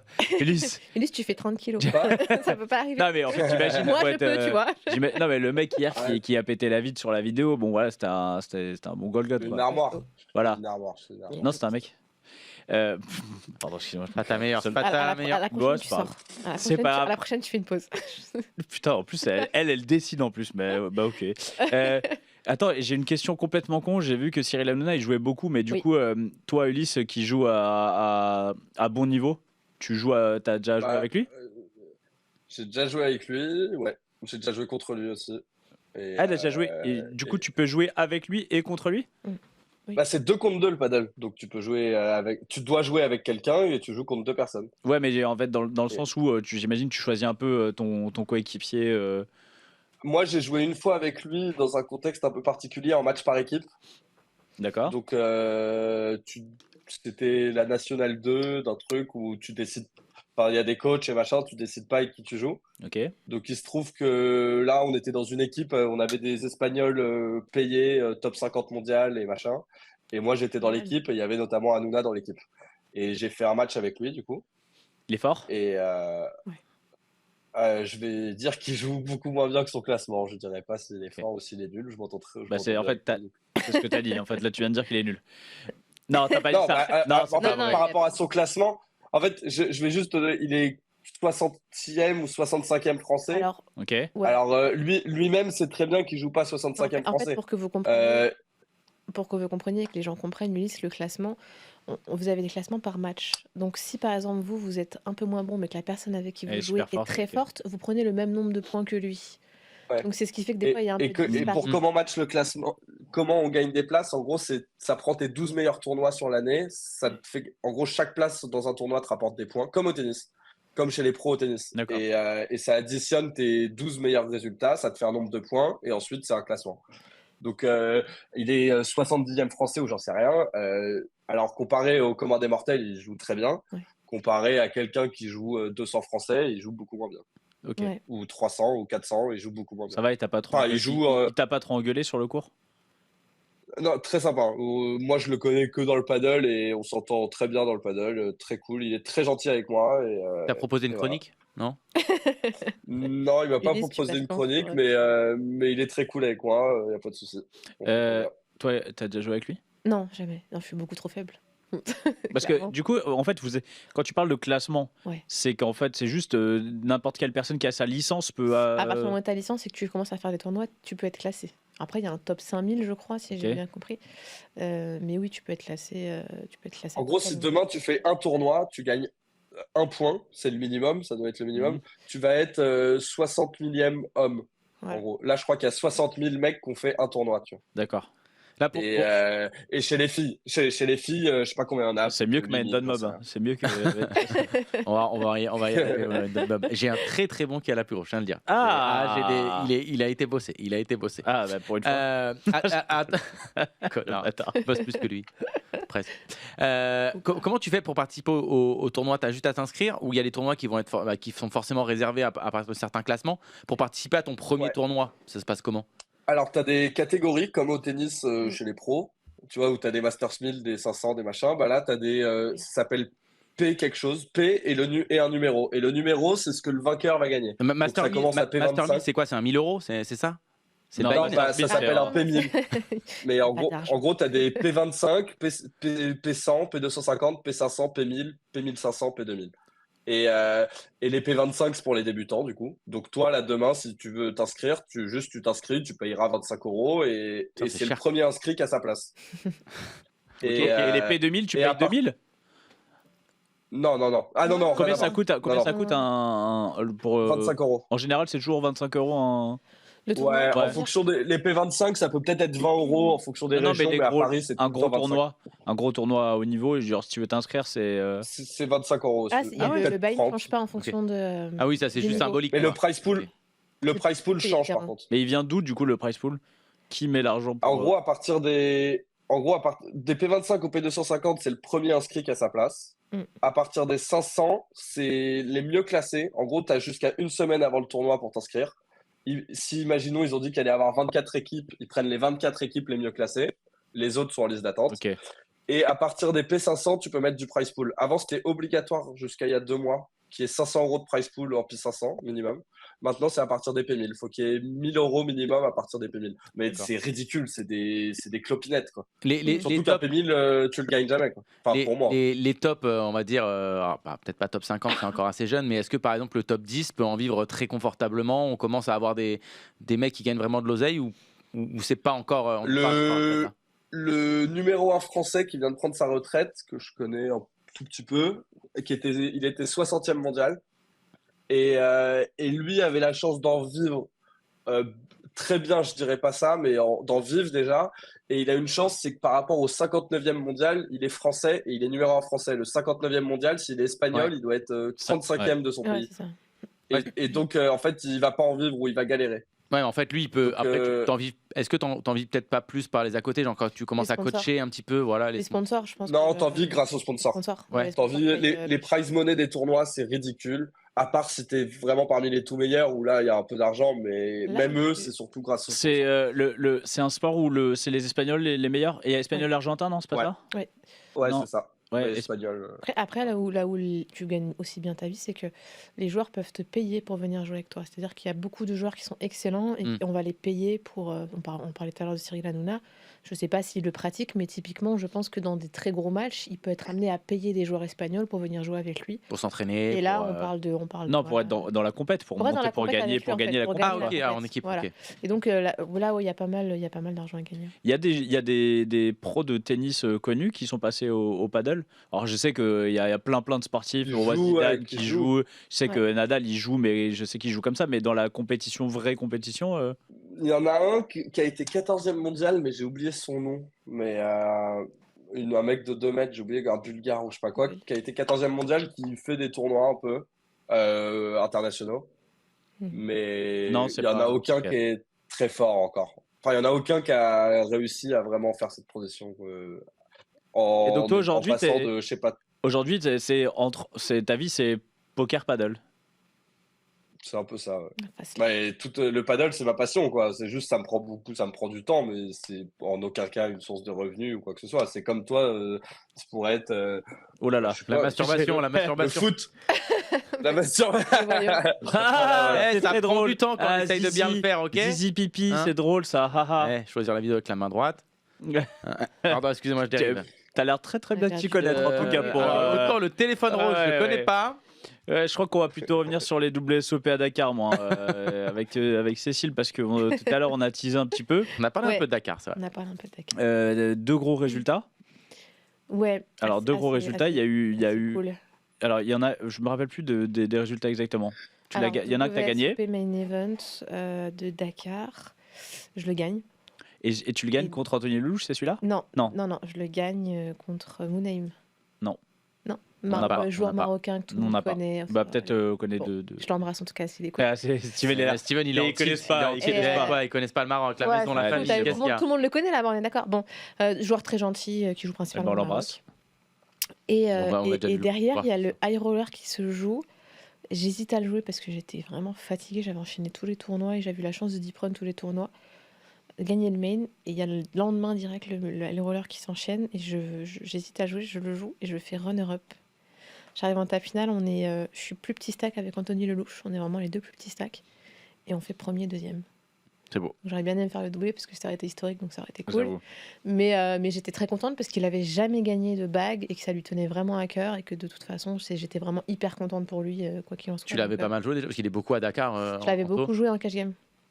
Ouais, j'avais beaucoup joué en cash game. Nous, on l'avait eu genre 10 jours avant, il y avait eu les WSOP. Alors, il y il y avait eu quoi à Marrakech? Marrakech, il a deep run aussi à Marrakech. Il avait deep run, on l'avait eu pendant une pause vite fait. Et moi, je l'avais pas vu depuis, je sais pas, 3-4 ans, quoi. Il a perdu 20 kilos. Il a perdu 20 kilos, il est tout beau, tout bronzé. Et toujours le flegme d'Anthony Lelouch. C'est vraiment une personne adorable. C'est-à-dire que c'est une icône du poker. Dans le poker, il y a tout type de gens qu'on rencontre. On rencontre des gens très éclectiques. Et lui, il est vraiment mis dans la case des gens adorables. Un peu comme Max, le journaliste. C'est un monument. Il y en a, on en parlait tout à l'heure. Ulysse, Anthony Lelouch, ça te parle? Ouais, je l'ai déjà croisé, mais en fait, on connaît déjà son nom juste parce que pour moi, ça fait partie il y en a un peu des légendes du poker. Il y en a qui nous découvrent, qui connaissent pas. Allez chercher un ancien sponsor Wina, très gros joueur de catch game, et c'est un monument. En fait, Anthony Lelouch, il a fait dans la tête d'un pro, non, à Berlin ou un truc comme ça, non? Peut-être, mais c'est pas le truc pour lequel il est le plus connu. Mais Anthony Lelouch, tu pourrais faire un film de sa vie. Tu pourrais vraiment faire un film de sa vie. Je pense qu'il a eu des rebondissements pas mal. Maintenant, il vit à Dakar. Il a bien choisi parce que franchement, la vie là-bas est vraiment cool. Et donc, du coup, ils jouent là-bas à l'année. Et alors, à Dakar, ils prennent vraiment soin des joueurs. C'est-à-dire qu'un peu ce qu'on a vécu à Chypre, là, ce que les gens étaient un peu tous choqués, les gens mettaient un peu tous sur les réseaux. Waouh, le buffet, il est gratuit, waouh, machin, waouh, truc. Ouais. Mais en fait, dans les pays africains et Dakar, typiquement, vous arrivez, vous ne payez rien. C'est-à-dire que tout est gratuit. L'hôtel est magnifique, il est splendide. Et puis, vous avez le soleil, vous avez les Sénégalais qui sont très gentils. Donc voilà, nous on avait déjà cette habitude. Et c'est vrai que moi, quand j'ai vu tout le monde mettre un peu des tweets, des machins, etc. sur Chypre, je me suis dit, mais les gars, ça existe en Afrique depuis 10 ans. C'est comme à Marrakech. Voilà, c'est ça, ça existe en Afrique depuis 10 ans. Quoi. À l'EPT Paris, à 8 € la bouteille d'eau, du coup, t'as tweeté ou pas? Non, j'ai ramené les bouteilles d'eau de chez moi. Direct, j'habite à Paris, c'est pratique. Et quand tu joues en cash game à Dakar, parce que je sais qu'Anto il jouait beaucoup en PLO, tu jouais que Hold'em? Non, PLO, moi je joue beaucoup PLO. Tu joues beaucoup PLO? Ouais, je joue beaucoup PLO. Bah, je pense que maintenant, bon, le Hold'em c'est ok, mais je pense que maintenant pour aller vraiment chercher les belles tables, c'est le PLO. PLO 4-5 du coup. PLO 4 et 5, ouais. Alors, pendant un moment, il y a eu la mode du 6.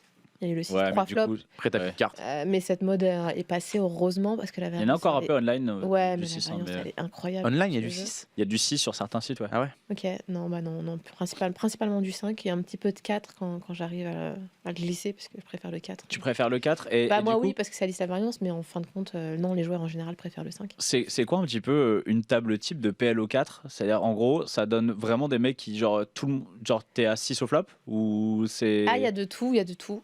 Il y a des tables extrêmement serrées, on va dire, où tu joues souvent en 3 way, ce qui est peu en Omaha.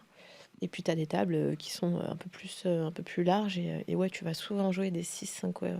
Est-ce que pour arriver à avoir son siège là, alors Dakar ou ailleurs, peu importe, mais est-ce qu'on est obligé de jouer un minimum? Est-ce que les NIT, en gros, on essaie de les éjecter? On en parlait un petit peu tout à l'heure sur le online et ça m'a fait un peu sourire parce que en cash game, sur les grosses limites, il y a beaucoup ça. Il y a beaucoup pour avoir ta place, il faut faire patte blanche, il faut vouloir être une nana parce que des fois ils aiment bien avoir des nanas à la table.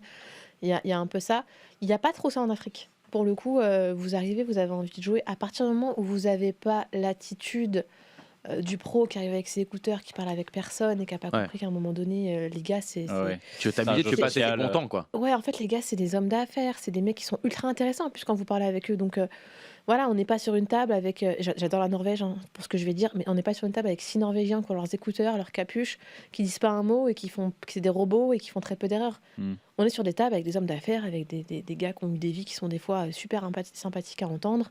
Et il faut avoir ce truc un petit peu de parler et puis il faut l'aspect social en fait du jeu, c'est ça, en fait, l'aspect social du jeu et c'est important. Et le PLO, tu l'as appris comment?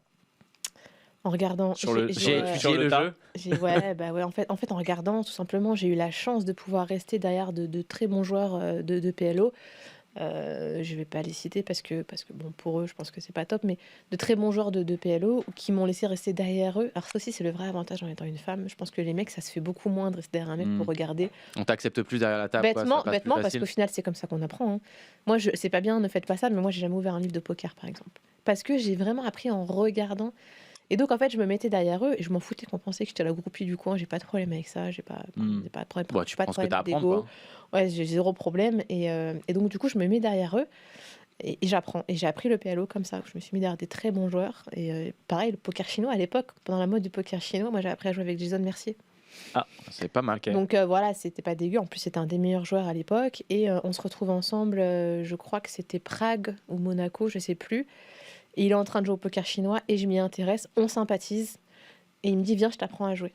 Et pour l'anecdote, mon Vegas d'après, je suis dans l'avion, je trouve quelques clients pour jouer et je rembourse mon billet aller et retour pendant le vol en jouant au poker chinois. Il y en a 2 qui ont passé un mauvais vol. Et il y en a un qui a passé un très mauvais vol et un qui a give up au bout d'un certain moment. Il y en a un qui a passé un très mauvais vol. Et le poker chinois, ça a été une mode pendant un moment, ça a cartonné.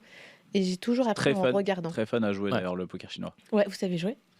Moi, je sais pas jouer, je l'ai juste vu dans. Enfin, depuis longtemps, je suis dans le poker depuis longtemps, mais j'ai jamais vraiment joué.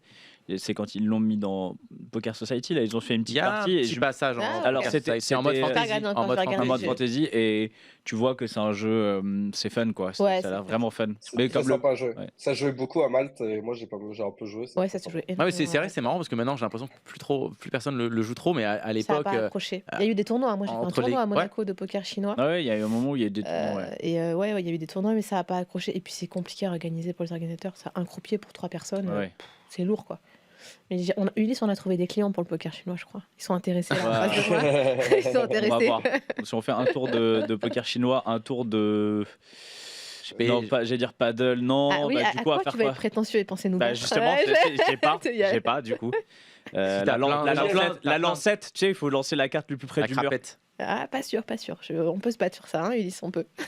Ouais, clairement, avec des bons gamblers, on est habitué à faire ça. Ouais, on parie sur tout et tout. Ouais, les gars, on va essayer pour des nouveaux. Nous, ça fait 17 ans qu'on est dans le milieu, t'inquiète pas. T'inquiète pas, nous on a que des pièces en plus, on n'a pas de billets, donc avec les pièces on sait gérer. De toute façon, moi je sais exactement à quoi je vais gagner. On va faire une partie technique, donc voilà. Oui, c'est vrai. Donc, on a dit que c'est toi qui parlais d'ailleurs. Et avant la partie technique, si on se faisait un petit qui est la plus grosse, on en a parlé tout à l'heure. On en a parlé. Alors, ne qui est la plus grosse, ça va. Vu que tu es une règle de l'émission.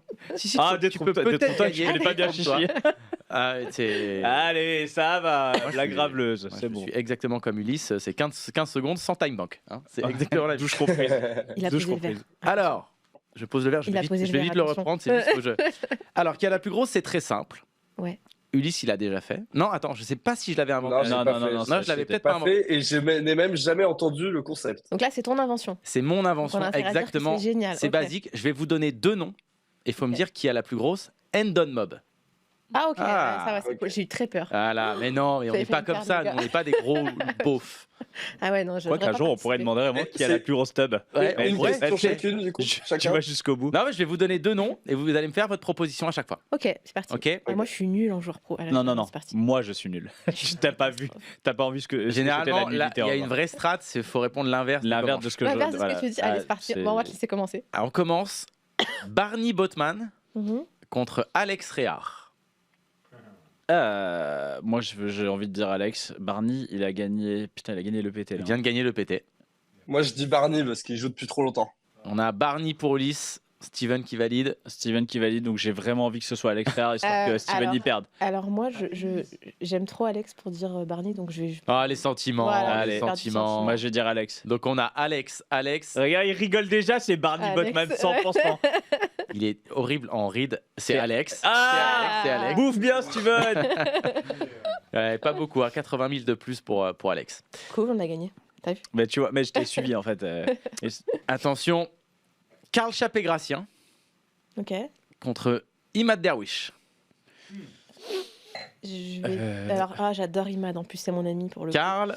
Mais Karl il a ah ouais mais si il a gagné un 100 000 il a dû gagner un 100 000 tritons. Donc il y a 30 000 balles d'écart. Il y a 30 000 balles d'écart. Mais tu nous mets dans des vrais défis. En fait, tu nous mets des flips et on est sur une Endon Mob à 1,5 million. Marie, prends mon téléphone. Endon Mob à 4 millions. 4 millions, ok. 4 millions, Endon Mob. Moi, je dis qu'il y a un piège parce que la logique voudrait que ça soit Karl. Comment tu veux que je fasse des pièges? Comment tu veux que je fasse des pièges? Moi, je propose 2 noms. Moi, je vais dire Imad. Je vais rester sur le sentimental et je vais dire Imad aussi. On a Imad. Attends, et moi, je veux que Steven, je veux qu'il joue aussi. Imad. Steven, tu dis qui, toi? J'aurais dit Imad. Tu aurais dit Imad. Alors moi je dis Karl Chapé-Gratien. Karl 4 millions 37 et 3 millions 991 pour Imad qui talonne derrière. C'est beau. Tu vois, tout à l'heure t'as dit ouais je l'ai bossé, il est un peu original. Tu vas voir sur la dernière. Tu vas voir. Nicolas, la dernière c'est moi incroyable. C'est Laurent Dumont contre. La dernière est incroyable. La dernière va vous étonner. On vient d'en parler. Anto Lelouch. Ah ok, énorme. Et JRB, Jean-Robert Bélande, 2 légendes on va dire du monde du cash. Alors attends, putain. Jean-Robert Bélande, ça a gagné des WPT à l'époque. Je veux pas dire, mais. Non, mais s'il y a 30 000 d'écart. Non, là il y a 600 balles d'écart. Il y a 600 balles. Il se fout vraiment de notre gueule. 600 balles. Moi, ça change rien. En vrai, c'est 100 je vais avoir une énorme balles. stratégie, je vais te laisser répondre et puis je vais répondre l'inverse. Anthony Lelouch. On a Anto Lelouch. T'es deg parce que tu voulais dire Anthony Lelouch. C'est mon petit favori. Non. Moi, je vive la France, Anthony Lelouch. Elle va l'opposer du coup. Voilà. JRB, c'est JRB. C'est JRB. 2 millions. 0 sur 3. La stratégie du 2 992 933 et 2 992 354 pour Anto. Tu fous vraiment de notre gueule. Attention, celle-là, elle est là. On arrive dans celles qui sont pas mal. Là, on voit que j'ai bossé. Là, on voit que t'as bossé parce que les premières, vraiment, t'as cliqué au pif, ok. Ah bah, il faut remplir. Laurent Dumont. Il vient de gagner une bague. Alors, Aboussi. j'ai pris en compte sa win, ok. Aboussi. Aboussi contre Ulysse Harry. Petite dédicace à moi, Abou. Aboussi contre Ulysse Harry. Aboussi contre Ulysse Harry. Je vais dire vous connaissez Ulysse Harry? Moi, super sympa. Abou, j'ai rien sur un dodo, moi. On a Abou. Ulysse. Abou, il a au moins 40 000, donc. Ouais, moi je vais. Ulysse, je suis désolée. Hein, t'as l'air d'être très sympathique et je t'apprécie. Mais je peux te donner une idée. Moi, je dois avoir 150 peut-être. T'as 162. Ah ouais, bah donc Aboussi, alors je vais dire. Ouais, T'as vraiment bossé. Hein. Je vais dire. Alors, vous savez que Aboussi a une adoration pour les chats. Ah, ça, c'est une vraie anecdote. C'est vrai? Tu savais pas? Mais moi, j'adore les chats aussi. Attends. Oui, mais lui, c'est pour les bouffer, lui. Ouais, c'est les chats et les restos, non? Non, en fait, pour être Abou, désolé, je vais dévoiler à toute la France. Il nous France. écoute, t'inquiète. Il a très très peur des chats. Ah, il a peur? Il a extrêmement peur des chats. Il aimait les chats. D'ailleurs, je l'appelle Cat Lover dans mon téléphone parce qu'il a très très peur des chats. Voilà. Mais non, je l'adorais et d'un coup, il descend dans mon estime. Non, mais ramène-lui ton chat la prochaine fois que. Ah, non, mais moi, je veux pas faire peur aux gens, elle est tellement adorable. Oui, c'est un chat noir. Abou qu'on embrasse et encore félicitations pour sa win. Ouais, carrément, ouais, je lui ai envoyé un petit message. Moi, j'embrasse Lilou. Donc, attends, on refait. Ulysse qui dit Abou. Abou pour Cécile. Ah putain, moi je vais dire qu'en fait il y a un deuxième Aboussi, non? Non, c'est le vrai Aboussi. C'est Ulysse. 162, Abou qui a 135 avec sa win. Bravo Ulysse. Attends, mais moi j'ai cru qu'il avait vraiment 162 balles. Allez, non, c'est qu'il jouait jamais 1000. Il a dit j'ai rien, mais parce qu'il est blindé. Ah ouais, c'est vraiment 162 000. Parce que moi j'ai rien. Moi j'ai vraiment rien, moi. Ulysse, t'es à 0 sur 4. Mec, t'as même pas parié sur toi. Ouais, j'ai même pas parié sur moi. Le mental. Bon, là, on va briser une amitié. Benjamin Chalot contre Clément Richez. Ah, attends. Clément? Stratégique. Attends, Clément, il a gagné. Clément, il dit prendre le main. Ah, Benjamin. 432 pour Benjamin. 432 pour Benjamin. Moi, je vais dire Benjamin en fait, parce que Clément, moi aussi, je dis Benjamin. Clément, à part le main et des petits trucs, il n'y a pas. Le main, c'est 150, non? Non, il prend un peu plus. Il doit prendre, je sais plus, si c'est 180 ou 230. Je vais dire Clément. Ah, mais il est. Moi, je vais dire Benjamin Chalot. Donc, on a Benjamin Chalot, Cécile, Clément, Ulysse. Benjamin. Il va faire un 0. C'est Clément Richez. 450. Mais Ulysse, attends que je parie et tu paries comme moi, d'accord? Attention, la dernière, je ne vais pas vous mentir, c'est ma préférée. La dernière, c'est moi. Madeleine de Proust, c'était mon petit kiff. Non. Ah, c'est qui? C'est les boss. Ah, Laurent Dumont contre web designer. Simon Sanchez, Peanuts contre Laurent Dumont. Ah, Laurent Dumont. Eh ben, écoute, c'est Simon. Attends, Laurent, on a regardé cette Dunmob hier, c'était genre. Il avait combien? 1300 balles, non? Il y a 400 balles d'écart. Ah, Simon. Est-ce que Simon, c'est à 4 chiffres? Mais les deux, c'est à 4 chiffres. Ah, les deux, c'est à 4 chiffres, ok. 2, c'est 4 chiffres. Ça commence par un 1, les deux? On est dans les 3000, les deux. À 3000. On est dans les 3000, les deux. Moi, je dis Simon. On a Peanuts pour Comanche. Cécile? Moi, je boycotte, il y a eu 0 femme dans tout le classement. Alors, en plus, c'est quoi? Je me suis dit, si je mets une femme, ça fait genre le mec qui a mis une femme exprès parce qu'il y a. Non, en plus, je suis pas du tout féministe, mais ouais, t'as trouvé des trucs de femmes. J'ai déjà fait une spéciale femme. Ah ouais, c'est vrai. Mais après, le problème, c'est que il faut faire des spéciales femmes parce que sinon, vous n'êtes pas normal. C'est vrai. Mais et en plus, il te dit, il a bossé. Allez vous faire tous. Et femmes et hommes. Moi, je mets tout le monde. Allez, c'est bon. Alors, Simon. Attends, la Peanuts pour Comanche. Je change Laurent Dumont, c'est le boss. C'est parce que c'est lui qui signe les chèques. Non, mais en fait, c'est Laurent Dumont. Si je le mets pas. Laurent Dumont pour Comanche. On l'embrasse. Peanuts. Ah, ça me fait plaisir d'être là. Cécile. Ulysse, est-ce que tu vas enfin marquer ton premier point? Non, c'est moi qui vais veux rester sur mes propres décisions. Cécile. Laurent Dumont. Ouais, Steven, Laurent Dumont. C'est Laurent Dumont. Allez. Ulysse, il est bon, hein, putain. Je veux entendre dire que j'ai gagné ce jeu. Je suis très. C'est vrai que t'as un peu roulé sur tout le monde là. J'ai fait une faute, non? T'as un peu roulé sur. Je crois que t'as fait une faute. Ouais. Est-ce qu'il y a déjà eu un 0 sur 6? Oh, il y a déjà eu des 0. Il y a eu des 0 et moi j'ai fait des 0 plusieurs semaines d'affilée. Ouais, il y a eu pas mal de 0. Il y a eu des 0. Parce que en vrai, c'est quand même 6 flips perdus de suite quand même. C'est vrai. Pas mal. Mais ça veut dire que tu vas peut-être passer une très belle session ce soir. Ne joue pas ce soir. Je joue pas, je suis en vacances les gars en Thaïlande. Le PC, c'est la première fois que je l'allume du séjour. Là. Bien sûr, oui, bien sûr, tu l'as pas du tout. Et c'est quoi cette petite boîte de mouchoirs? Attends, t'es où en Thaïlande? On n'a pas dit t'es où en Thaïlande? Là, je suis arrivé aujourd'hui à Koh Phi Phi. Ah, trop cool. Ah, tu vas aller. Tu fais les îles quoi. Tu fais les îles, Chilou. Là, je commence. C'est ma première île. Enfin, j'étais à Samui au début, après Phuket. Et là, Koh Phi Phi et. Quoi? Tu vas à Koh Phangan après? Tu vas faire la full moon? Non, je vais pas faire la full moon. Je ne vais pas à Koh Phangan. D'accord. Bon, bah en tout cas, tu vas kiffer. Ouais. Et je finis mon trip par un tournoi de paddle avec 50 000 bâtons thaïlandais, 50 000 bahts thaïlandais de prize pool sur un tournoi de paddle. Énorme. 50 000 bahts, c'est combien? Attends. Ça fait 1 300 € de prize pool. Ouais. Un an de salaire là-bas. Je vais rebondir sur le paddle, parce qu'on parle de paddle. On a fini ton jeu? Oui. Non, de merde. Elle voulait ton jeu de merde, sexiste de merde ou pas? Espèce de grosse merde. Hyper bien inventé. Juste s'il y avait des femmes, c'est mieux. Ouais, il y avait 0 femme, quoi. Non, je rebondis sur le paddle. On ouvre avec ma sœur présente. Vous l'aurez tous compris. On allait y venir. Ça s'appelle présente. Ouais, elle s'appelle présente. Facile pour la présenter, c'est pratique. On ouvre un complexe de paddle. Où? Mais non. Et si, j'espère que tu les viendras. yeux de Ulysse, ils sont brillés. Ouais, Ulysse, j'espère que tu viendras au moins pour une inauguration, enfin si t'es rentré de Thaïlande. On veut savoir où, quand, comment. Alors, on ouvre courant juin. Ok. Donc, vous connaissez les travaux, on ne sait jamais à 300%. Attention, Marie, tu es filmée, c'est l'instant où tu es filmée. Je vois la caméra bouger. On ouvre à Évry, dans le 91. J'habitais à Évry avant, je connais par cœur. Vrai? Oui, c'est où à Évry? Ah, mais maintenant, t'es loin. Non, je suis loin. Je suis à Paris, mais bon, ça va. Ah non, ok. Non, mais juste, moi, quand il me parlait d'Evry, moi, j'ai pas envie d'ouvrir un paddle. Hein, quand tu me racontais Evry. Il y a plusieurs côtés à Évry.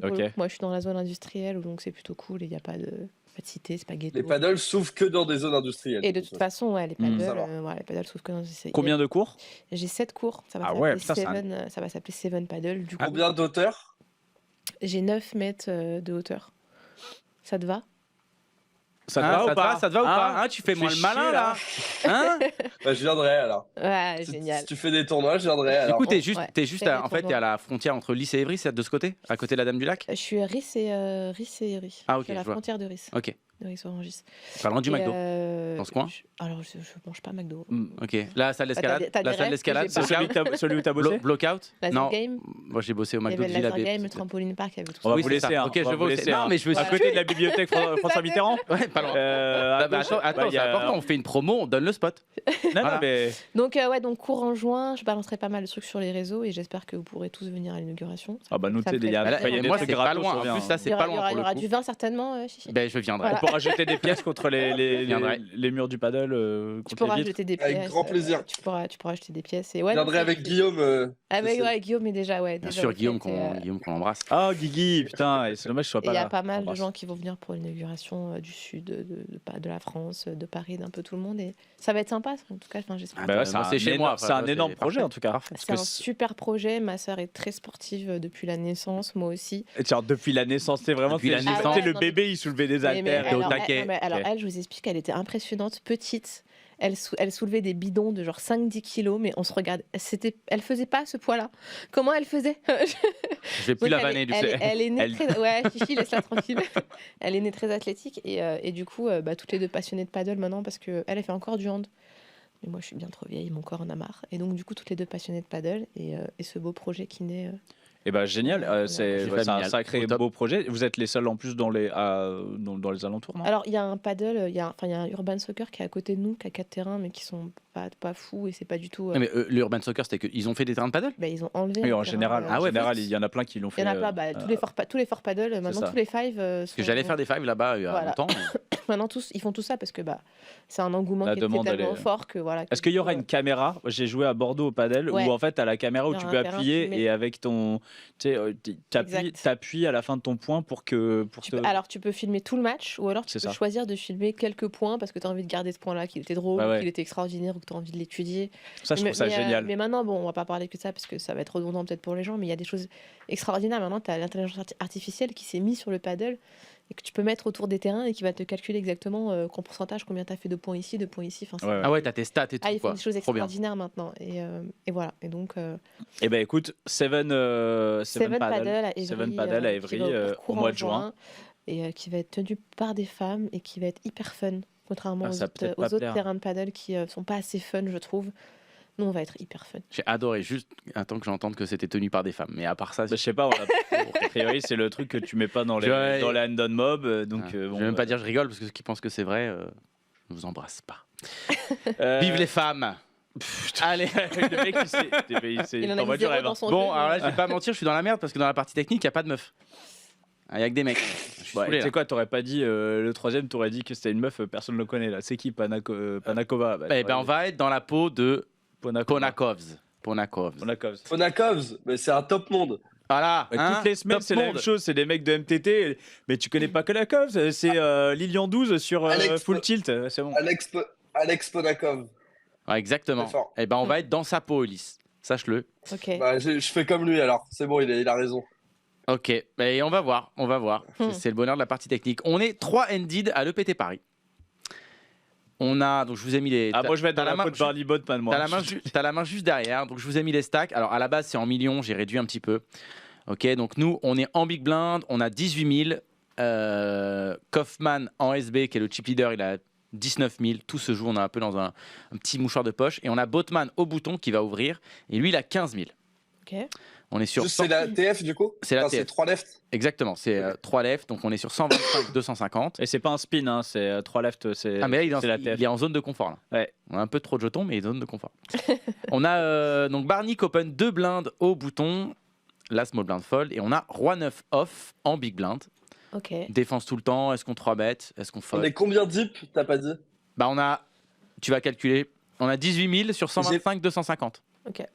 Je vois pas ce que tu vois moi. On a plus de 60 blindes. Va sur Twitch, t'as qu'à aller sur Twitch, tu peux regarder derrière. T'as le droit de retourner. J'ai pas le droit de me tourner, on m'a dit. Non, t'as le droit de te tourner. Le boss, il m'a dit t'as pas le droit de te tourner. Alors d'ailleurs, c'est pas le boss. On a le droit de se tourner. Mais juste, tu parles pas dans le micro. L'enculé, regarde comme il l'a mal pris. D'ailleurs, c'est pas le boss, il a fait comme ça, il a fait. C'est moi. C'est moi le boss. Ok, pardon, excuse-nous. C'est toi la boss, c'est ton émission. On est sur 125, 250. Ok. Donc ça fait. Deux doigts d'aller pisser, moi.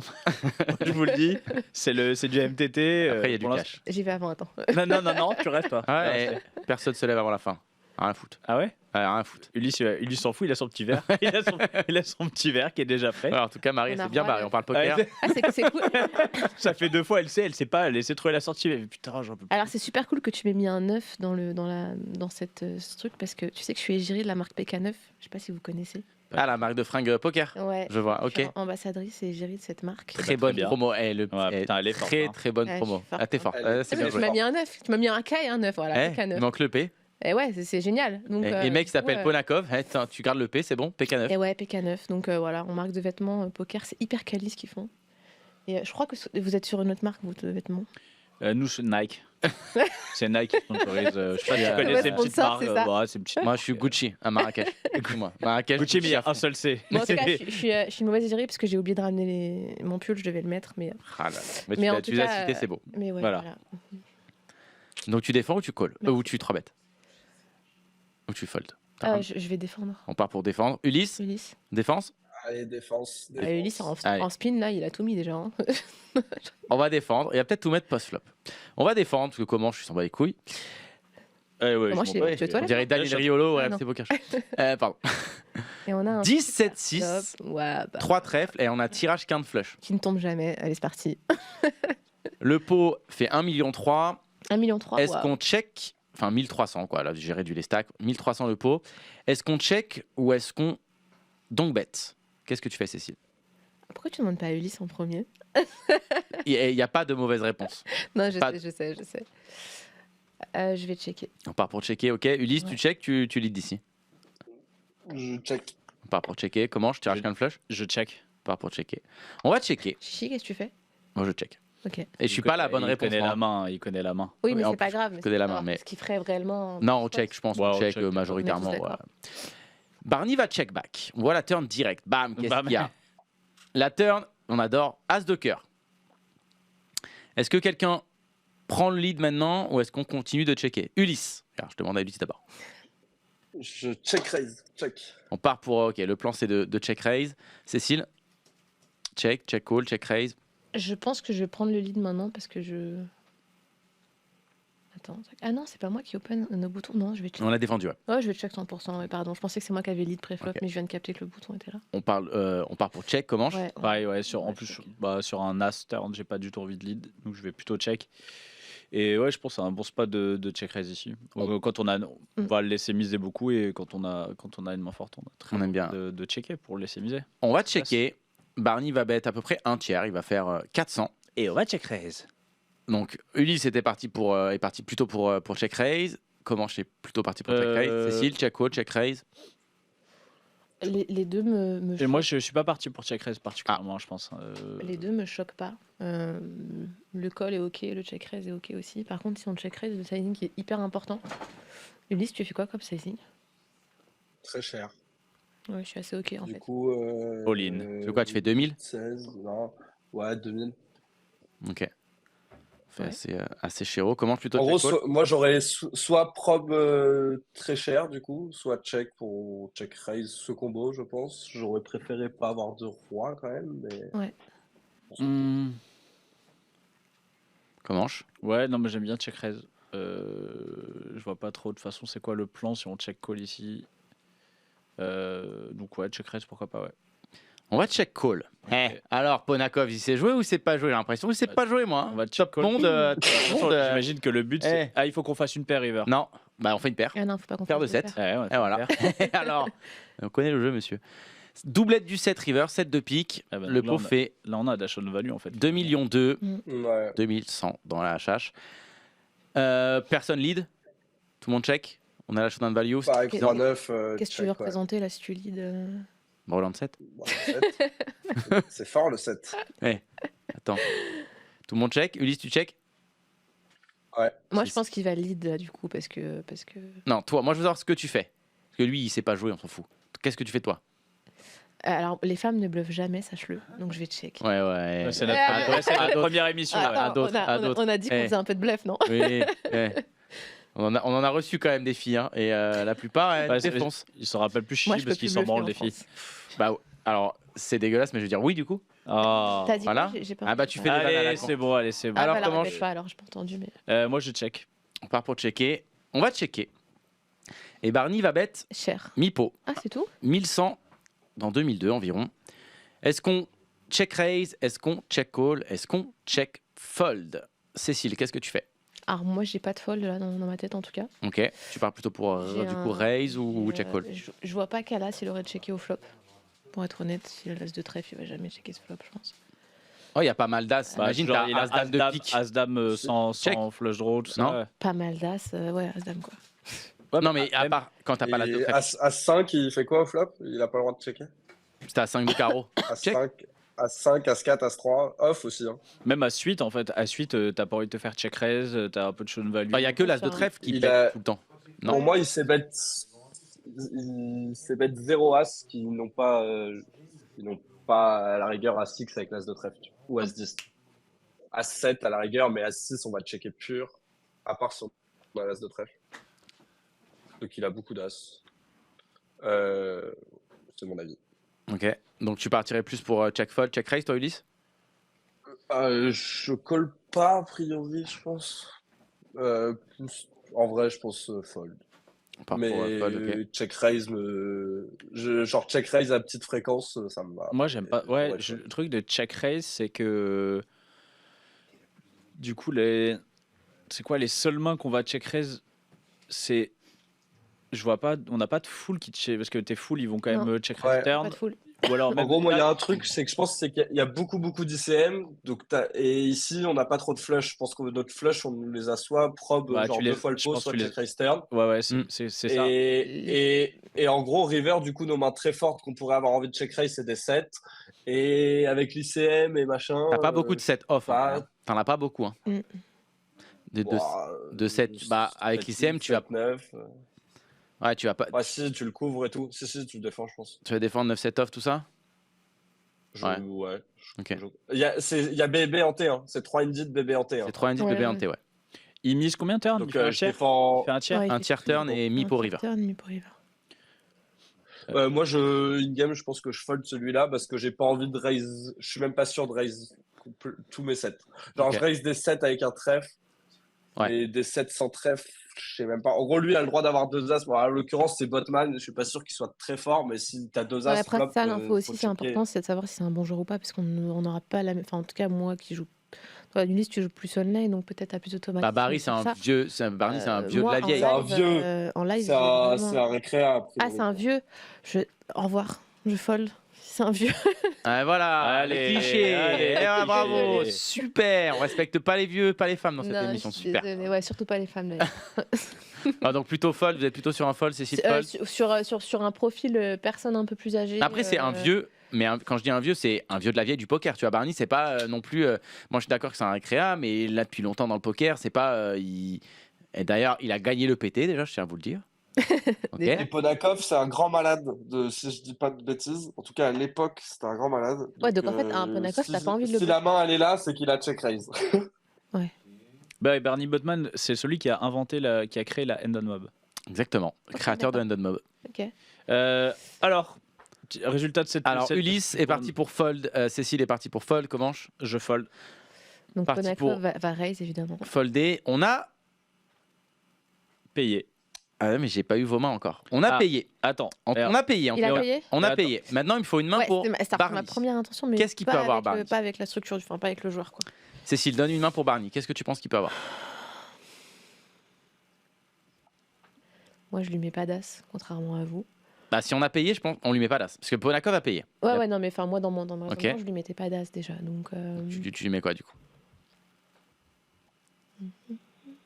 Ulysse, t'as une main pour Barney?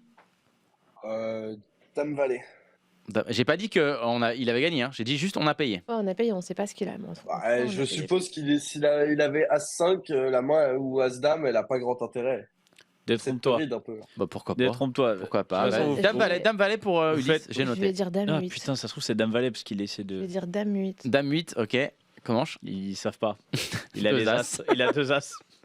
Les amateurs, ils savent pas que c'est la partie technique, que le mec a toujours nuts. 8 et 9. Ah non, il part. Ah non, 8 et 9 de toujours nuts. Ça m'étonnerait. Hein. Il a 2 as. 2 as. On a payé. On a perdu. Il avait pas 2 as. Il avait Roi-Dame. Pardon, merde, excuse-moi, j'avais oublié. Merde. Roi-Dame de trèfle. Il avait Roi-Dame avec le Roi de trèfle. Et la value nous a bien niqué. Hein. Alors, le vieux. Ouais, Roi-Dame avec le Roi de trèfle. Roi-Dame. Joli call, Ponakov. Ouais, beau call du coup. Donc on a bien poteau celle-là. Ah ouais. Bon. Et Barney a gagné derrière. Alors qu'on aurait check raise la terre. Nice value, bro. Nice value. Un check raise la turn, on aurait dû. Ouais, en même temps, il aurait peut-être. Tout mettre river et. Ah non, c'est que le roi de trèfle.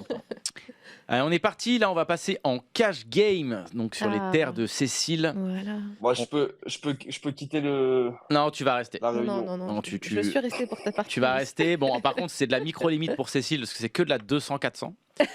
C'est 200-400. On va être au cut-off. On est dans la peau de Stone Cat. Encore les chats. Aboussi n'écoutera pas cette émission. On a 19 off au cut-off. Est-ce qu'on fold? Il y a une antée? Attends, 280. Non, il n'y a pas d'antée. Je triche parce qu'il y a un. Tu sais qu'on parle en blinde normalement. On est 200-400. On assemble, hein. Non, mais qui clique comme ça? Il nous faut les blindes. On assemble, hein. 200-400, on a 40 000. 200-400, on a 40 000, ok. Et lui, il a 80. Ok, lui, oh putain. 19 off, cut-off. Est-ce qu'on open? On est sur la big blind d'un reg. Ok, Manu Saavedra. Ouais. Un reg agressif ou pas? Ouais. Oui, plutôt aggro, plutôt aggro. Bouton, je connais pas trop. Je soupçonne un peu le bouton d'être le récréa. Je sais pas trop. Je connais pas. Et SB, plutôt reg. Ok. Donc on va dire les blindes reg, récréa plutôt bouton. Et nous, cut-off avec 100 bébés, 19 off. Est-ce que tu open ici? Est-ce que tu fold tout le temps? Moi, je suis une serveur, donc je vais fold. Je t'avoue que fold 19 off cut-off, moi ça me va pleinement. En fait, moi j'ai envie de finir finir la partie technique. Ulysse, c'est bon, du coup, c'est fini. Tu joues jamais tu te perds en cash game, ça t'arrive jamais? Jamais. En live éventuellement, j'ai joué la dernière fois, c'était au Canada là, pendant le Covid, avant d'aller à Vegas quand c'était le Covid. J'ai joué un tout petit peu en cash à Montréal. Mais... Ça va, si tu te perds une fois tous les 4 ans, ça va. Non, mais c'était des games clairement V+. Je viens de checker quand même, c'est un pure open. Ah non, oui. MTT. Ah non, j'ai de la merde. Merci. Parce que là, tu ne pas cash game, tu commences à nous faire la leçon sur la règle. C'est pour ça, parce que moi, je fold pure. C'est open 15% du temps. Je fold. Moi, je fold pur, moi. Donc là, tu nous as mis une main. Bah, moi aussi, je fold pure. Non. T'en as une autre ou pas? Non, on a open. On a open. Ah oui, bah non, on a open. Ouais, le mec, il a joué GTO, il a randomisé, c'était 15% du temps. On a open, voilà. On fait 2 blinds à 840 parce qu'on est relou. Tout le monde fold et Manu Saavedra va défendre en bébé. On voit le flop, par contre. Le flop, franchement, c'est pas mal. On a ouvert 19 off. Le flop. Valet dame 3. Non. 18. On fait top pair. 10, 8, 5 avec 2 carreaux. On a 19 avec le 9 de carreaux. Saavedra va checker. Est-ce qu'on continuation bet notre main? Est-ce qu'on check back? Ulysse, d'abord. Qu'est-ce que tu fais ici? Tu check back ou tu c'est bet ta main? Le pot fait 1800. C'est bet cher. Tu pars pour c'est bet cher, ok. Quoi, 2 tiers, 3 quarts? Ouais. Dans ses eaux, ok. Pourquoi cher du coup, Ulysse? Ça m'intéresse. En gros, je connais rien en cash game, mais la logique que je vais avoir, c'est que je vais pas bet small ce board a priori, donc je vais bet cher ou check. Ouais, je sais. Et avec cette main, j'ai envie de faire un peu les deux, donc les deux me vont. Mais je vais juste jamais bet small. Ok. Cécile? Oui, j'essaie de bet 100%. Ouais. Tu fais cher du coup, pas cher, mi-pot? Je vais faire un peu plus de... Je vais faire cher aussi, ouais. Je vais faire... À 1008. Ouais, je vais faire cher. Non. En vrai, non, il y a 1008, j'ai pas dit 1008. Peut-être pas faire 1008 si celui-là, ça fait très cher. En vrai, ça me choquerait pas. Mais, enfin, avec notre main, je suis pas fan. Je vais size aussi un peu plus cher. J'ai quand même trouvé un monstre avec une main pas très légitime pré-flop, donc... On part pour bet, comment on bet cher ou on check? Moi, je vais checker ce combo et plutôt mettre genre As-10, Roi-10 plutôt que je vais miser sur ce board et garder des 10 qui vont bien jouer aussi. Pour je sais pas à quel point on open des 10 suités. Genre on a 10-6 suités, 17 suités, 10-6 sont là ou pas? 18 suits, 18, 100%. C'est le bottom, je pense. Ouais. C'est le bottom. Et on n'a pas 17? Non. Il faut vraiment que tu aies des blindes. On open 9 et 10 off, donc on a 17 suits. Mais bah ouais, c'est ça. Mais moi, je vais prendre ce combo pour protéger ma range de check back et je vais check back ce combo-là. Ouais, je suis team check aussi. Plutôt team. Et je vais bet, comme tu as dit, par contre. Jusqu'à 10 et 6. Je vais bet cher par contre quand je vais bet ce board. Et je vais bet cher quand je bet ce board. Et en gros, du coup, je vais me polariser. Je vais bet à Roi 10, je pense, ça va être mon bottom de bet cher. Et voilà. Dame 10 avec la dame de carreau, tu bêtes pas cher? C'est à peu près la même main que 10 et 9, tu vois. En gros, je vais plutôt Dame 10, je vais le garder pareil aussi, je pense. Dame 10, t'as pas 3 streets clairs. En fait, je vais bet cher ce qui a 3 streets de value. En gros, As 10, Roi 10. T'as 3 streets, ou en tout cas, si t'as pas 3 streets, t'as 2 gros streets. Et là, 9 et 10, je vais rarement pouvoir bet. Mais par contre, je vais beaucoup mieux check, call, tu vois. Ouais. Et encore plus avec le 9 de carreau où je vais pouvoir call toutes les turns, tu vois. Ouais, beaucoup de turns qui vont nous... Ouais, les deux sont de... Bon, je pense que c'est plus check, mais vas-y. On va checker. On va donc voir la turn. Et la turn, franchement, on a connu pire turn sur ce type de board. Mais moi, je pense qu'en live, tu vois, toi, tu dis, tu mises. Ouais. En fait, je pense que en fait, t'as envie de miser parce que peut-être t'es pas assez check raise, ça colle plus light et t'as pas besoin d'équilibrer entre guillemets d'avoir de range de check back plus. Si t'es pas check raise, faut tout bet. En fait, il y a pas beaucoup de check raise. Enfin, il y a pas énormément de check raise en live, en plus en grosse limite comme ça. C'est sur du 200-400. Donc tu vas vouloir prendre tout de suite de la value en fait. Et c'est pour ça que tu vas souvent bet. Moi, je pense que sur un fil qui check raise pas, je fais half pot. Genre, t'as pas trop envie de faire trop cher. Je fais 60-70, moi. Je fais un peu plus, ouais. Je pense que je fais un peu plus parce que si tu veux frapper des mains à tirage, etc., tu vas les frapper maintenant, tu vas pas les frapper à la turn. Donc, ok. Voilà. Turn 2 de pique. Et là, Manu, il a décidé que le pot était trop petit. Il va faire 2500. Il va faire 2 fois le pot. Il fait 4000 dans 1008. Ah bah, il a dit frérot, il y a fait longtemps que j'ai pas vu d'overbet. Il n'y a plus que 2 streets. Vous êtes content d'avoir checké maintenant. Donc on a check back. Est-ce que maintenant on s'attend à ce qu'il fasse ça? On s'attend à ce qu'il lead quand tu check. Ouais, mais on s'attend à ce qu'il fasse. En fait, sur cette turn, je pense qu'il a beaucoup d'overbet, quoi. Il a qu'un sizing. Ouais. T'as envie de faire très cher. Il y a 2 flush draws, des tirages quintes dans tous les sens. Donc c'est vrai que ça range majoritairement quand elle bet, elle veut faire cher. Donc là, il bet 2 fois le pot, un peu plus. Est-ce qu'on peut faire autre chose que call avec notre main? Et on voit ce qui se passe river. Cécile était plutôt on va call, mon gars. Passe à ta river là. Non, mais moi déjà, j'aurais pas de check. Donc... Ok, mais imaginons ta check back. Maintenant, c'est votre galère. Non, c'est ta galère. T'es avec nous, t'es dans le même bateau, ok? Qu'est-ce que tu fais dans ton bateau? Est-ce que tu check back? Enfin, est-ce que tu te sens obligé, si t'as check back top pair au flop, de payer? Ou est-ce que tu peux te dire je fold maintenant parce que ça va être un enfer? Je peux give up sur le profil du joueur, je peux give up.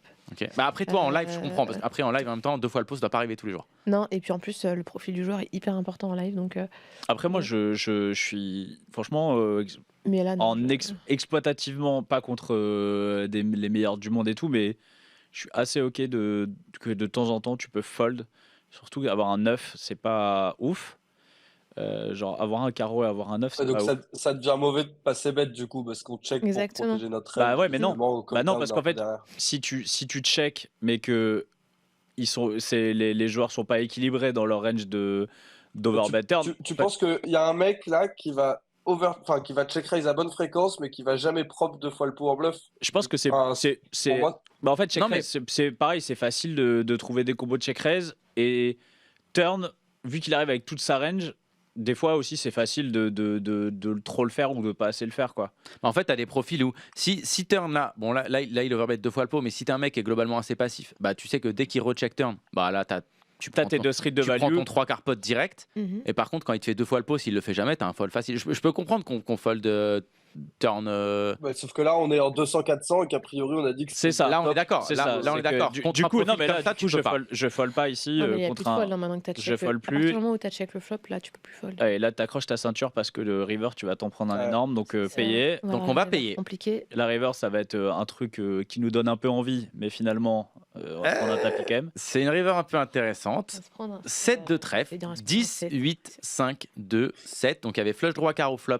Flush draw. On va se prendre un overbet. Oui, bah, on s'est pris un overbet, c'était sûr. Et il overbet, donc c'est pas un petit overbet, hein, c'est un bel overbet, il fait 4 fois le pot. Hein, donc j'aime bien, c'est quand tu es dans un petit SPR et tu arrives quand même à tout mettre. C'est chiant parce qu'il y a 4 et 6 qui hit. En fait, il y a valet 9 qui rentre, on s'en fout, mais il y a 4 et 6 qui fait double gutshot turn et qui va... Est-ce qu'on a une main... Pourquoi valet 9, on s'en fout? Non, c'est un peu moins. On bloque un peu plus valet 9, mais genre 4 et 6, c'est... De temps en temps. Est-ce qu'on a un bon candidat pour Hero Call ou est-ce qu'on jette notre main au ballot? Cécile, qu'est-ce que là, comme ça d'instinct, tu veux call, tu veux fold plutôt? Tu prends une grande respiration. Alors, ouais, parce qu'en fait, pour être vraiment une chose de live, il y a très peu d'overbet en live qui sont des purs bluffs.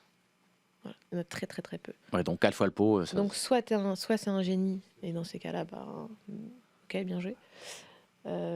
Ou soit il est très très bien. Donc tu serais plutôt pour Team Fold. Ouais, sur du live cash game, moi je suis plus sur Team Fold. Plutôt sur Team Fold, ok. Ulysse, tu peux prendre ce combo en Hero Call ou au ballot? Ulysse. Mais foncièrement, j'ai envie de call. Hein, je crois qu'il y a le Uber Eats qui est arrivé, il est descendu. Ulysse, il est parti. Il est parti chercher. Ulysse est parti. On l'a perdu. Comment? Hero Call? Fold? On a envie des recalls. J'avais envie mais moi j'avais déjà envie de fold à la turn, mais bon, tu dis que non, mais t'as envie des recalls, ta main, t'as une bonne main pour les recalls, quoi. Exactement. T'as un peu de bloqueur. Tu vois, suffit qu'il le fasse un poil trop pour que ça devienne bon. Et... Il faut qu'il le fasse pas mal quand même. C'est 4 fois le pot. Hein. Ouais, c'est ça. C'est énorme comme. On a quand même un très bon candidat pour est-ce qu'on peut rappeler Ulysse, je sais pas. Steven? Ouais, je crois qu'on a perdu. Malheureusement, on a perdu Ulysse qui ne répondra pas à cette main. C'est normal, il voulait relancer au flop. Ouais. Ulysse, je sais pas, j'aurais bien senti. Il voulait Hero Call. Ouais, je voulais Hero Call. Et je sentais Team Hero Call, moi, Ulysse. Bah, il faut qu'il nous. Il a le lien, il peut rejoindre, c'est ça? Bon, vas-y, on va avancer. Allez, moi je pense que concrètement, à long terme, c'est pas bien joué d'Hero Call. En live cash game. Sur internet, je sais pas la réponse, c'est vous qui l'avez.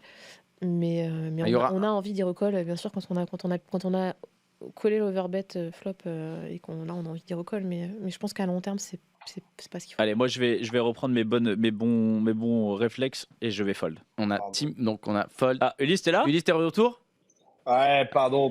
Tu vois que je suis en Thaïlande, hein. Ça bug. Hein. Ok. Alors, critique pas les Thaïlandais, on a critiqué les Mexicains, les Thaïlandais et les femmes et les femmes en plus. Et voilà, tout le monde y passe. Du coup, j'ai pas eu le temps de réfléchir, mais de mémoire, je suis folle, je crois. Moi aussi, on a dit tout le monde est. Chichi a parié que t'allais dire recall. Ouais, je te sentais plus team recall. Ouais. Je pense qu'à long terme, de toute façon, il faut fold. On est plus team. Continue fois le pot, mais j'ai plus la chasse sous les mains. 4 fois le pot, River. Il fait 4 fois le pot. Ouais, il fait 4 fois le pot. Ouais. Bah, moi, je fold. Ce qui arrive pratiquement jamais. On a 3 folds. Allez. Faut regarder ce que c'est notre meilleur bluff catcher, mais je crois que Vous avez vu la main incroyable? Elle passe partout sur internet, quinte contre quinte. Et il y en a un qui fold. Et celui qui a seconde quinte, donc second nuts, fold parce que justement c'est un overbet cash game et c'est genre. Tu parles de la main de Phil Hellmuth contre Doug Polk. En fait, elle a vu ma vidéo. C'est ma vidéo, c'est moi qui ai fait la vidéo. Non, elle est sortie il y a pas longtemps. Il y a eu des shorts. Il y a eu des shorts. Moi, je l'ai vu en short. Je l'ai vu là. Et il y a, bon, moi, pour l'avoir beaucoup vécu aussi en cash game, je vous dis en général, les overbets comme ça, river, c'est 90% de tes. Ah, mais c'est mais là, c'est les meilleurs joueurs du monde là, qui jouent 200-400 en ligne online. Ouais, c'est ça. Donc, allez, alors on avait team 3 fold. Lancez-vous dans les mains. Cécile, quelle main tu donnes à Saavedra en bébé? On a payé du coup, on a payé. Ah, je dis pas pour l'instant, je dis pas. Je connais les mains, mais je dis pas si on a payé ou pas. Je vais dire. Forcément, sinon on n'a pas vu ses cartes. Non, pas forcément. On peut voir toutes les cartes maintenant, il y a des replays. On a payé, mais bon, ça veut rien dire. Ça veut pas dire qu'on est. Cécile, une main pour Manu. Je sais pas trop, je vais dire 7 et 8. 7 et 8, ok, deux paires. J'ai pensé à un moment. Ok, deux paires. 4 et 3 de cœur. 4 et 3 de cœur pour Ulysse. Moi, je vais dire, dans tous les cas, qu'il a un bluff ou qu'il n'ait pas un bluff, je pense qu'il a un 5 et je dirais qu'il a soit 5 et 6, soit brelan de 5. Ouais, paire de 5, moi j'ai hésité. Alors, genre brelan de 5 ou 5 et 6. Et du coup, je vais dire, comme j'ai dit les deux, ça me va. Comme ça, si jamais je perds et que c'est des deux, je vais dire brelan de 5 et sinon c'est 5 et 6. Donc voilà. Alors, on a payé.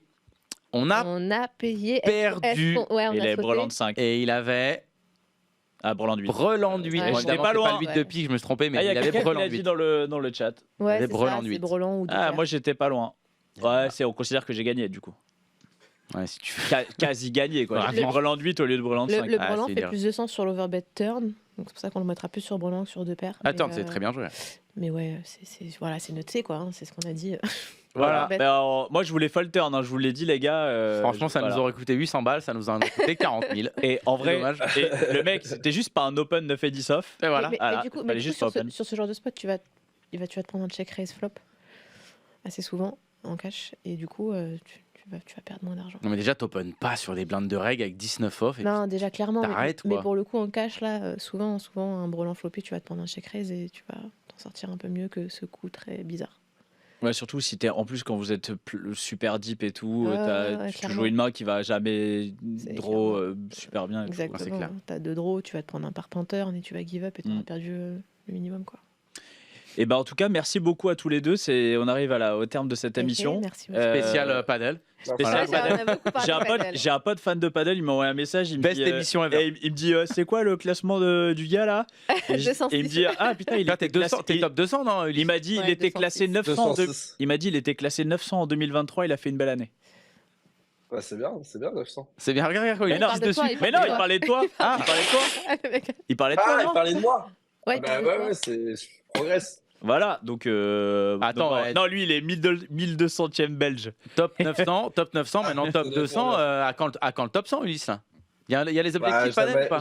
Jamais, je pense. Ouais, mais top 100, ça va pas être possible. Ouais, c'est compliqué. Et attends, les tailles. Guillaume, il est top 100 par contre. Guillaume, il m'a dit que t'étais capé. Là en Thaïlande, les tailles, ils jouent un peu? Ils taquinent ou pas? Non, ils jouent pas du tout. C'est catastrophique, c'est des expats qui jouent un peu. Okay. Et là, à Bangkok, je joue le tournoi avec mon frère.